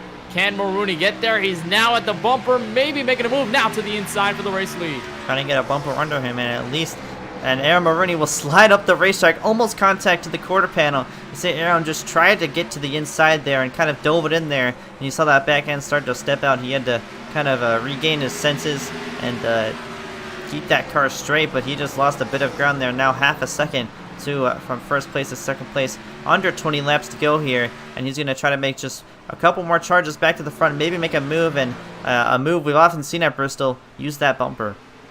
Mulrooney could end up using his tires, and that could be the advantage to the 04 of Ezekiel Reyes, because if that 2 uses up his stuff very, very quickly, the 04 can just try to get by on speed if he can, because then they'll be on a level playing field. And then the 04 won't have to worry about the 2 being the charger on the fresh tires. But nonetheless, Mulrooney is caught up that lead. That gap all the way closed back up to the back bumper of that Chevrolet Camaro as we are closing down on this race. These 2 seem to be the ones out front. McKinney and Garner follow through in third with Aiden Murray and William Schmidt a little bit further back. These 2 still battling for the race seat. They go back down the back straightaway. We're approaching 15 laps to go in this race. How does Mulrooney get by the 04? Blaze McKinney is 10 spots ahead of Glenn Bundren right now. So Blaze McKinney is third in the live points as of right now. Actually, I believe... Oh boy. Yeah. So I'm trying to calculate these points in my head as of right now. So the points currently go Parker White in first, Blaze McKinney in second, Glenn Bundren third. So if Zeke wins this race, and using that bumper, and Aaron Mulrooney's trying to stop him from winning this race, and he puts the bumper to him, almost around he goes, Mulrooney around 2, oh my goodness, what is happening? The 2 leaders collide and they're around going into turn number 1. McKinney takes over the race lead, at least momentarily. We'll see how the iRacing service will calculate that. But the 2 leaders get in a contact, Mulrooney and Ezekiel. Mulrooney got so close to the back bumper, he tried to get there and he tagged him just a little bit.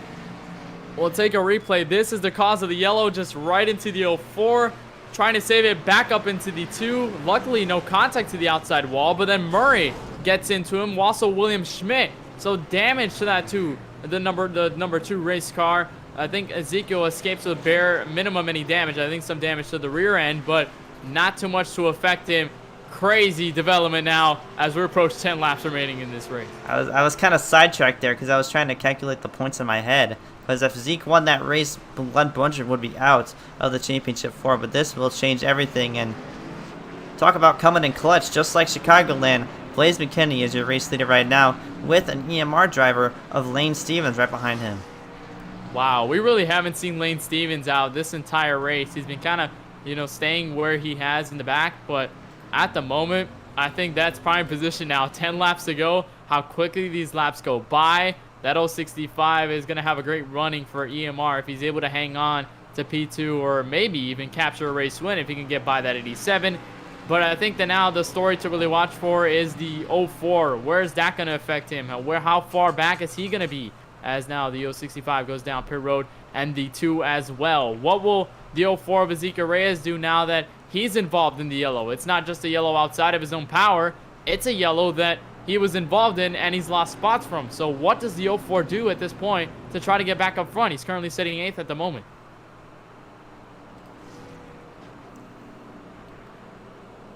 Well, currently sitting 5th on this restart. Oh man. Well, let's bring in this factor right here. Blaze McKinney out front right now. He has 20 laps on his tires. All the cars behind him have either 1 or 2 because they just pit on this yellow flag. So it's going to be Blaze McKinney holding everyone off, and that train of cars is trying to get around him. And one of those cars, the 4th car on those fresh tires, is that 04 car who needs the win in order to punch his ticket into the next round. He is currently, I believe, the last car on the lead lap at the moment, but they'll get the lucky dog under effect. So we'll probably have one more driver get back into the lead lap behind Ezekiel Reyes. But that currently leaves the 87 of McKinney and the 55 of Brody Garner. The 55, again, led a good portion of this race. He's been quick on the racetrack, but then ever since that final stint, he lost a spot to Cole Williams. Then he was stuck behind the 87 and the 01 for a while, so he was never able to get back up, at least on speed, to the race lead. So he has been kind of in a dogfight between these drivers and a couple of others as well in the mix. The 01, notably, he's sitting in 3rd. Pretty much all the drivers that were 3rd, 4th, and 5th now shoot to 1, 2, 3. So all 3 of them will be at the front of this field with now just 7 laps to go, and we'll get the restart with just, 7 laps to go on the restart at lap 194, leaving McKinney and Garner to fight for this race lead. I don't know if Mulrooney will have any time to gain. He's currently sitting 7th, and Ezekiel Reyes is currently sitting 5th, so they need to gain spots right now if they're those drivers. Mulrooney needs to gain spots ahead. He's still got the damage on his race car, but does that affect his speed? We'll just have to find out and see what happens in this last stage, in the last stint of this race. Pace car will lead the field doubled up on the high side with McKinney and Garner. Aiden Murray, William Schmidt will go to row 2 as the green flag is displayed. McKinney at the front of this field, 7 laps to go. Blaze McKinney looking for his first win since the first round at Chicagoland Motor Speedway, past Hunter Johnson on the final lap. But again, he does have 20 laps older tires than the rest of these guys in the top 5. William Schmidt and Brody Garner hard charging to the front. The question is, can Blaze hold them off? And we're going to see this play out. Contact with the 55 car, and it looks like they're just racing to try to see who will pass him first. Because if you pass him, then you're going to try to pull away. 5 laps to go here. And it's going to be 5 laps to go for Brody Garner. So close to the bumper of that 87. Just trying to make something happen on the inside. And he's loose in the process. Gets into the 041. They're going to send up to the outside wall. Nobody spins, so no yellow and no lost ground. Meanwhile, Mulrooney is around. And a caution out with 5 laps to go. Mulrooney and Mitch Hobbs involved. As Glenn Bundren, who was out of this race for a little while after getting into that incident, he's now back on the racetrack to try and muster a position. Mulrooney around, and one of the drivers that were least expected to get into an incident will take a replay. This was right behind Darren Myers in the 017. Wasn't really able to get by. You see him trying to work on him, and you see him to the outside there. I think might have been the contact, and there it is. The 017 gets into the 2, sends him into the outside wall. Then Mitch Hobbs had a ride right in between that gap, just drifting by. No damage for that 89. Luckily, at least no more damage for that race car. Boy, that was a wild ride for him. But Aaron Mulrooney now with a trash race car. I think he has his fast repair to his disposal. So I believe he's still able to use it now with the damage he has on his race car. But I think this is going to send us into a green-white checkered once again, Charlie. Blaze McKinney at the front of this field. This is just drama intense. And this is going to push us into a green-white checkered. And even with a green-white checkered around Bristol, that's almost like 30 seconds of racing to get to the green flag, to the white flag, to the checkered flag. So that green white checkered is going to go by in a flash, and these cars really only have that amount of time to make a move for the race win. And I would definitely expect people like Brody Garner, you know, William Schmidt, or I believe William went down pit road actually. So also Ezekiel Reyes in the 4th position. He's going to be starting in the 2nd row behind your leader Blaze McKinney on the high line. So we've seen how dominant the high line is throughout the night. So he could follow him out front and maybe make a move coming to the checkered flag. Well, a bunch of possibilities are going to run through these drivers' heads and through our heads. It's going to be a wild one for sure. We're just going to have to see what happens. We've got our hands full to cover the rest of this race. So just a little explanation of how these green-white checkers go. I think if you're an avid watcher of the Bundren Lawn Care Series, you probably already have it locked down. But we're still going to go over it nonetheless. Green-white checkers will go like this. 3 attempts to get to the checkered flag. We'll go green with just 2 laps to go, and we'll try to fight it all the way to the white flag and the checkered flag, of course, and crown a winner at the end of tonight. If caution comes out right before the leaders get to the white flag, we'll re-rack them up, do it once again, go for a 2nd attempt. We'll go all the way to 3 if necessary, but of course, if the leader takes a white flag, or if anyone else takes a white flag, that means that the next flag will win the race, so they'll be racing all the way to the checkered flag. So we've had a couple of attempts already to our disposal. Of course, after 3, if they do not get a finish in after the 3rd attempt, caution will wave, race will finalize as soon as the yellow comes out, so the field will be frozen at the moment, and the leader at that yellow, at the final one at least, after the 3 attempts, he will be the race winner here at Bristol Motor Speedway. Got a lot to develop with Blaze McKinney at the front of this field, Brody Garner sitting 2nd, looking for a 2nd win, Ezekiel Reyes in a must-win situation. If the 87 stays out front, he'll gain a lot of points, but a win certainly will help him nonetheless going into next week. Pace car will come off. We'll take a restart, and a great jump by both the 87 and the 04s. The 55 loose down the bottom of the racetrack. I think he'll be able to save it. Here comes the 04 to the inside with just 2 laps to go on the back straightaway. And a caution comes out. That is not what Ezekiel Reyes wanted to see, because now he's going to be on the bottom line on this next restart. But, man, if that went green, Ezekiel Reyes was in a very, very good spot to win this race and punch his ticket. But now it just got a whole lot tougher now starting on the inside. We're going to get a replay of whatever this caution was. Frustration probably filled in the inside of that 04. We had a huge crash, actually, near the back of this field. I believe it started here on the restart itself, where Brody Garner was trying to get the restart underway. Contact with the 04 sends him loose down the racetrack. Lots of drivers just scrambling for position. Oh, Myers did not make a great move there. Tried to go all the way to the apron to get around, and then he got back up into the 55, sending Mulrooney into it, the 49 into it as well. You see the 8 of Aiden Kirker trying to get out of the reins as well. But definitely not the situation that 04 wanted. He wanted that opportunity to go there to the front at the end of this race, because that probably could be the last shot, and he mentioned him all the way to the bottom now on this restart. So if he does not get a good start to get a gap up to the top, or at least find his way up there, somebody else is going to fill that gap, and it's probably going to be that 01 of Aiden Murray, who has been trying to work on that 87 during that long green flag run. Possibly a different move. We'll just have to see. But we'll take the 2nd attempt at a green-white checkered.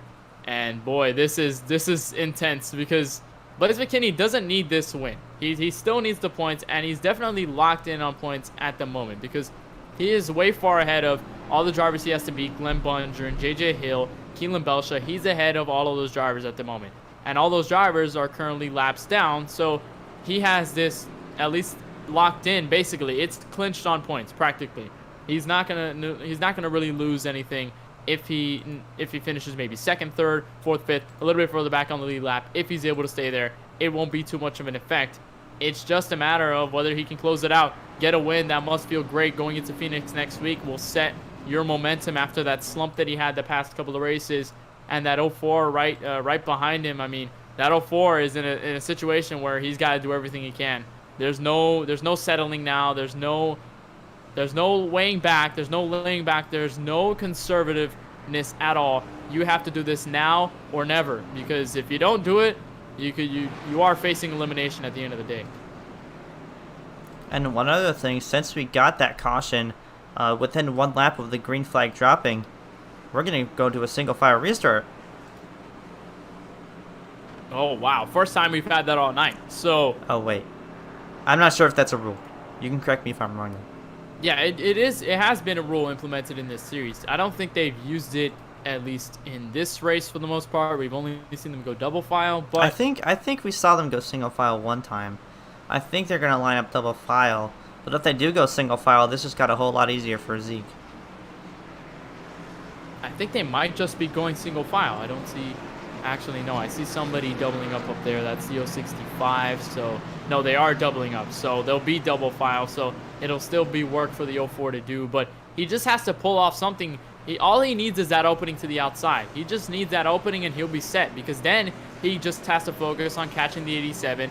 But if somebody fills that hole, he's going to have a long ride to the back if there's a freight train up top, and Brody Garner is up there. So Brody Garner will do anything and everything to try and get this lead and try to get back up this field. Nonetheless, we're going to have to see how that starts out. But the green flag is out, and that easily allows the 04 to get to the outside. They're 3 wide for third, as the 065, Elaine Stevens, will have to try to work around Garner, Sartaj, and the rest of them. Meanwhile, the 04 will be back behind the 87 as they go with a 3 and 4. They're going to take the white flag one more time around Bristol. The guy who's locked in the final 4, the guy who needs the win, who's going to get back to the line first. 18 laps, fresher tires on that 04 car. Just one more corner to try to make that pass. Is he going to do it?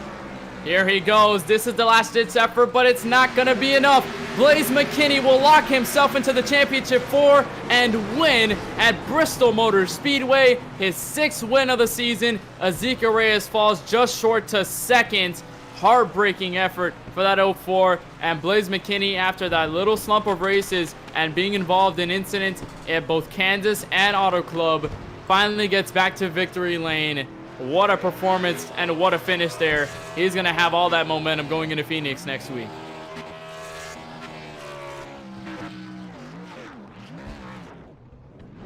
Can you believe it? Wow. That was unbelievable. And that's only going to build momentum for him to try to run for a championship here. Lost the championship last season to the car sitting right behind him on the racetrack, Glenn Bundren there. And I believe your final 4, unofficial final 4 right now, is going to be this: Nick Miller, Blaze McKinney, Parker White, and Glenn Bundren. And they will all be battling for a championship next week at the world-famous Richmond race. They got renovated recently in real life, and we're going to see that play out next week. And wow, a whole season is going to come down to this. And Nick Miller just let us know in the YouTube chat shortly before the race ended. He said, not really asking, but just letting you know, if Blaze wins, Glenn moves on. And if Zeke wins, then Glenn gets knocked out. So Glenn had a little savior that his fellow buddy and teammate, former teammate at least, got the win tonight. You see him burning it down on the banking. What a drive for that 87. He got it done at the end, and he had a lot of things go his favor and his way, and Mulrooney getting knocked out. Brody Garner having struggles later in this race allowed that 87 to kick in the door and take his 6th victory of the season. We'll take a look at all the results and see where everybody finished at the checkered flag here at Bristol Motor Speedway. Of course, your race winner, 87, Blaze McKinney, takes his 6th win of the season. Ezekiel Reyes comes just short of locking himself into the championship 4, finishes 2nd out of all the drivers here. Lane Stevens in the EMR debut in Bundren Lawn Care Series, he finishes 3rd. Currently the highest running EMR driver in this field at the checkered flag, so a great run for him in that 065, I believe one of his first starts in this series as well. Brody Garner finishes 4th after leading a good portion of this race. Sartaj Maan will come all the way back to P5. Fantastic effort for him in that SPG number 49. Aiden Murray, who battled back this entire race, finishes 6th. Aaron Mulrooney comes home into 7th place. Parker White, probably locked into the championship 4 on points, sits 8th, so that will be lots of points gained for him going into next week. William Schmidt finishes 9th, 1 lap down. Darren Myers will round out your top 10, 6 laps under the race leaders. Right us at the top 10, Mitch Hobbs was 14 laps down, and we are in a deep sea of lap down cars here. Glenn Bundren finishes 12th. Aiden Kirker finishes 13th for Yale Media Racing. His teammate right behind him finishes 14th. Dylan Basin, another Yale Media Racing driver. 5 Yale Media Racing drivers stacked up right next to each other. James Jungman, 17th. Shane DeMantova, 18th. Andy McDowell, 19th. And Jacob Tyler May, 20th. And then these are the final drivers rounding out the field. Nick Miller never got back on the racetrack after his incident. Nonetheless, he's locked in, so no need to worry about that. He finishes 180 laps down. Keelan Belsha finishes 207 laps down. He really didn't start this race. And Kadarius Tave also was registered, did not start the race. He finalizes the 23 car field at the end of tonight here at Bristol. When we come back, we have post-race coverage brought to you by SDC, and we'll have interviews with all the top drivers, including your race winner in victory lane right now, Blaze McKinney, the 87, 6th win of the season. We'll be right back with more coverage of the iRacing Bundren Lawn Care Series from the last Great Coliseum. Stay tuned. We got more coming next.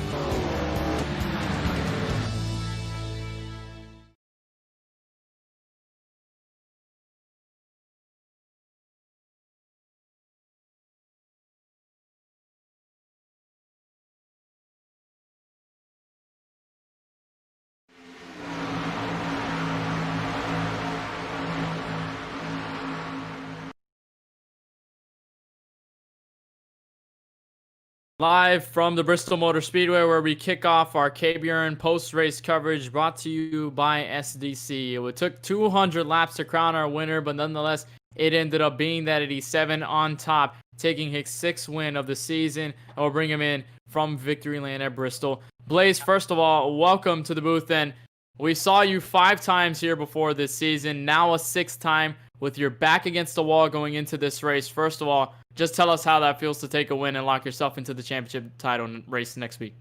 Yeah, it's huge.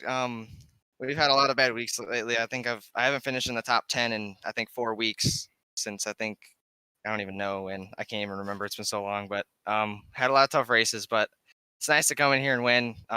Didn't really expect to win. I got in a couple wrecks and I was down a lot of horsepower most of the race, a lot of right side damage, but powered through it. Made the right strategy call at the end and just held them off. Yeah, and you had a lot happen within those last 20 or so laps. You had that long green flag run where you were sitting 3rd ahead of Aiden Murray and Brody Garner. You were kind of battling with them for a good portion behind Aaron Maroney. And then all of a sudden, Aaron Maroney and Zeke Reyes get into contact, leaving you to the race lead. Just walk us through your experience behind the wheel and what you were feeling trying to handle that race car and trying to fight off all the drivers behind you to take a victory. Yeah, once we went green there, I knew Zeke was going to fight hard to hold off Aaron. So I kind of just waited there in 3rd, tried to hold off Aiden for as long as I could.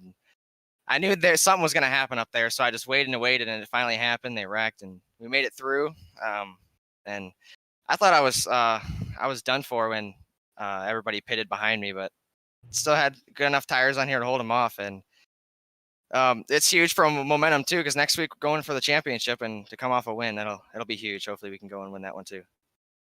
And speaking of next week, you have that momentum on your side. You take the win here at Bristol. You're going into next week at Phoenix, where I remember you telling us earlier in the season that Bristol and Phoenix are some of your best tracks and tracks where you really excel at. So going into Phoenix next week with a championship on the line, tell us just what your game plan is, at least what your strategy is now that you won't really fight for points and it's more just being ahead of the rest of the 3 drivers that are battling for the championship. Yeah, it's gonna be hard. There's a lot of good guys racing there, Parker, Glenn, and Nick. They're gonna be hard to hold off, but yeah, I do like Phoenix a lot. It's one of my best tracks, so hopefully we can come in there and qualify good and run up front and just try to keep the car clean. That's all it's about. Just keep the car clean and hopefully just have a chance at the end. That's all I can ask for. Well, Blaze, I know that there's a lot of people that are part of the group here, and I know that you've been through a lot this season and taking this victory. So before we let you go, do you got any sponsors, any teams, or just pretty much anyone you'd like to thank or shout out for making tonight's effort and this win possible? Yeah, first of all, Sim Performance Group Esports for having me on. This is my first win with them, so I really want to thank DJ and all the guys over there, Aaron, for bringing me on, and it's pretty huge to get a win here for him. So thank them, Chris for getting me these beautiful cars on track. Bundren Lawn Care as always, Tabor Accounting Group, ZD Auto Sport, and I believe that's it. All right, Blaze, congratulations on your 6th win here tonight at Bristol. We wish you luck going into the championship race. I know that's going to be a handful, so we wish you luck going down out west to Phoenix, and we hope to see you next week at 8 p.m. Eastern. It's going to be a wild race for sure. Yeah, thank you guys. Appreciate it.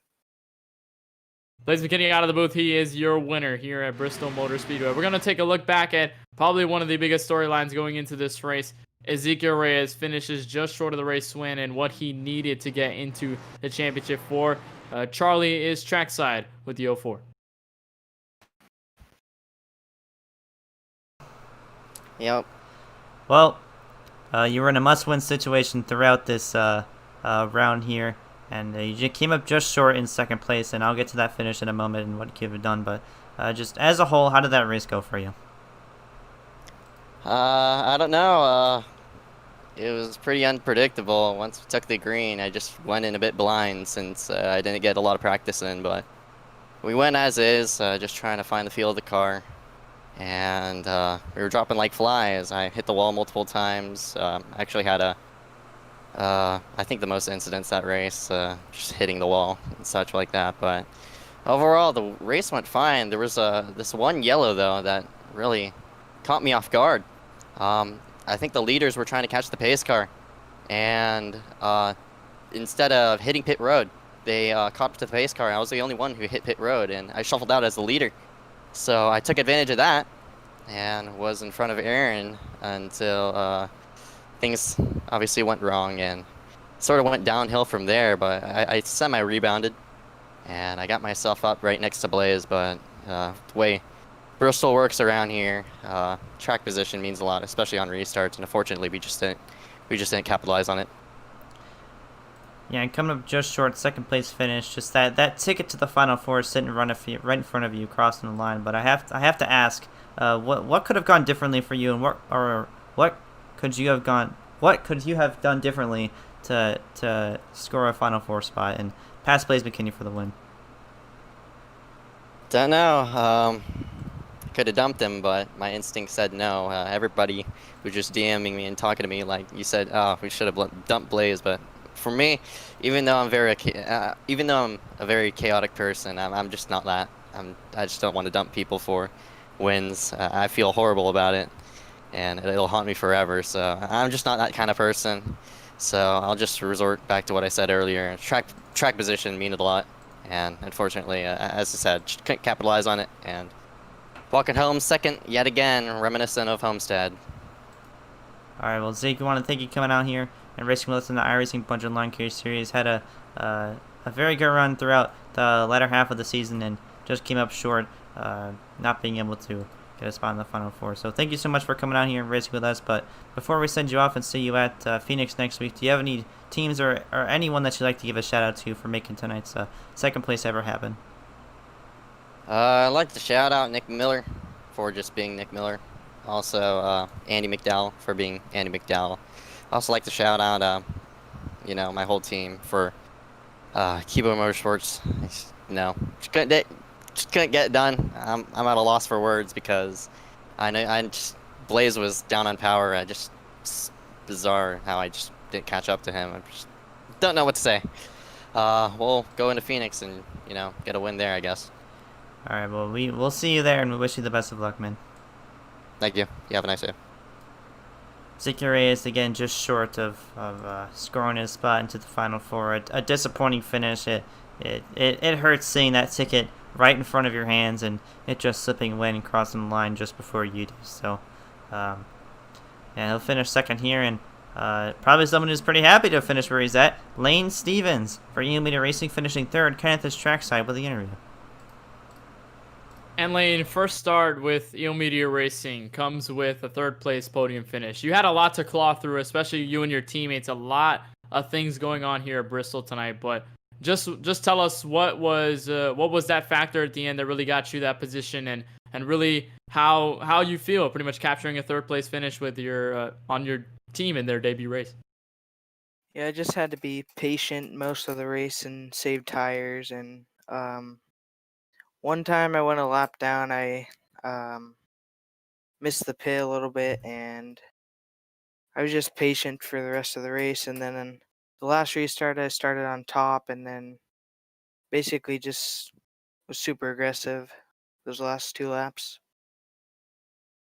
And yeah, there was a lot going on, especially within those final 20 laps. I talked to Blaze about it, and I'm probably going to ask you the same thing. Is how really did those cautions go out for you? I know that there was a long green flag run, then there was a yellow, then there was a smaller green flag run coupled with another yellow, and then green-white checkered attempts throughout there. Just tell us what you really needed, at least at the end there, to hold off all those guys, and really what helped you capture a third-place finish here tonight. Yeah, those last couple restarts really helped me because I was on older tires than them, and I wasn't really catching them. And then that last caution, I started on the inside, and then the yellow came out, and that really helped me because I started on the top. So. Well, before we let you go to celebrate your third place finish in your debut run with the team, I know that the team must be very happy that you showed out and came out P number 3. I know that's a great debut for them and the rest of those guys there. But before we let you go, you got pretty much anyone else or any sponsors or pretty much anyone you just like to shout out for making tonight's effort possible? Yeah, I'd like to thank Eel Media Racing, just all my teammates for helping me out, like when to pit, steering ratios, just everything. All right, Lane, congratulations on a P3 finish, and we hope to see you at Phoenix next week. I know this is one of, I believe, I'm not sure whether this is your first start in the series, but I know that you haven't been in much of these races, but we hope to see you at Phoenix next week, and we hope to see you put on a good show and running with your team now. Yep, thank you. Lane Stevens out of the booth for Eel Media Racing, finishing third on their debut race, and of course, that finalizes the top 3 interviews for tonight's post-race coverage, brought to you by SDC. Final 4 is now pretty much under wraps. We have all of them announced. It'll be Nick Miller, Blaze McKinney, Parker White, and Glenn Bundren that will fight for a Bundren Lawn Care Series championship next week at Phoenix Raceway. Charlie, the expectations will be high. The tension will be even higher, Charlie, and so much to discuss going next week into the championship. No more points racing. You have to go for it now. What do you really have to do to capture a championship? Yeah, and it's a level playing field next week between those 4 guys, and you know it's really whoever finishes first out of those guys comes out on top. So you know there's going to be a lot of strategy coming into the next race, and I just can't wait. You know, it's man, it's going to be a really unpredictable race, and I just can't wait to get to Phoenix. I can't wait to watch it. It's definitely going to be a lot of fun. You know, it all comes down to this. A whole season for almost 2 months, 3 months, 4 months of racing all comes down to this, and the Final 4 has been decided, and it's only going to get more intense from here. And yeah, we got 4 great drivers. Last season's champion, a 6-time winner, a 2-time or a 3-time winner, and a car who has been very consistent throughout the season but has not captured a win. So I'm sure you can put names to those stats right there, but it's going to be really fun. And of course, if you want to tune in to next week's championship event, we'll have that for you next Monday at 8:15 p.m. Eastern, live from the Phoenix Raceway. where we will decide a Bundren Lawn Care Series championship. You mentioned that, Charlie. Just so many different profiles of all the drivers in this series that are battling for a championship. Nick Miller, one of the more successful drivers in a lot of other leagues, has captured a couple wins already this season. He joined midway through the season, picked it up very quickly, and now he's running for a championship. Blaze McKinney, who's been here all season long, has been the talk of the town, at least for pretty much most of the season. Parker White, who has yet to capture a checkered flag in this season, but it's not out of the woods just yet, considering how well he's been running. And then last season's champion Glenn Bundren, trying to capture 2 in a row and go back-to-back in the Bundren Lawn Care Series and the very series he owns. Going to be crazy. It's going to be live right here on the KBueno Racing Network, where you can find next race and every single race from the entire season, and of course going into next season here on the KBueno Racing Network for coverage of the Bundren Lawn Care Series. We appreciate and thank each and every one of you for tuning into the broadcast tonight. I know a lot of people in the chat. Thank you for supporting us through this entire season and going into Phoenix next week. Congratulations to Blaze McKinney, 6-time winner in the series and a winner at Bristol Motor Speedway. So for everyone at the iRacing Bundren Lawn Care Series, for Glenn Bundren for putting this show on for everyone, and for us here at the KBueno Racing Network, for Charlie Baier, my name is Kenneth Bueno, saying so long from Bristol Motor Speedway. We'll see you at the championship event next week. Stay safe and good night from Bristol.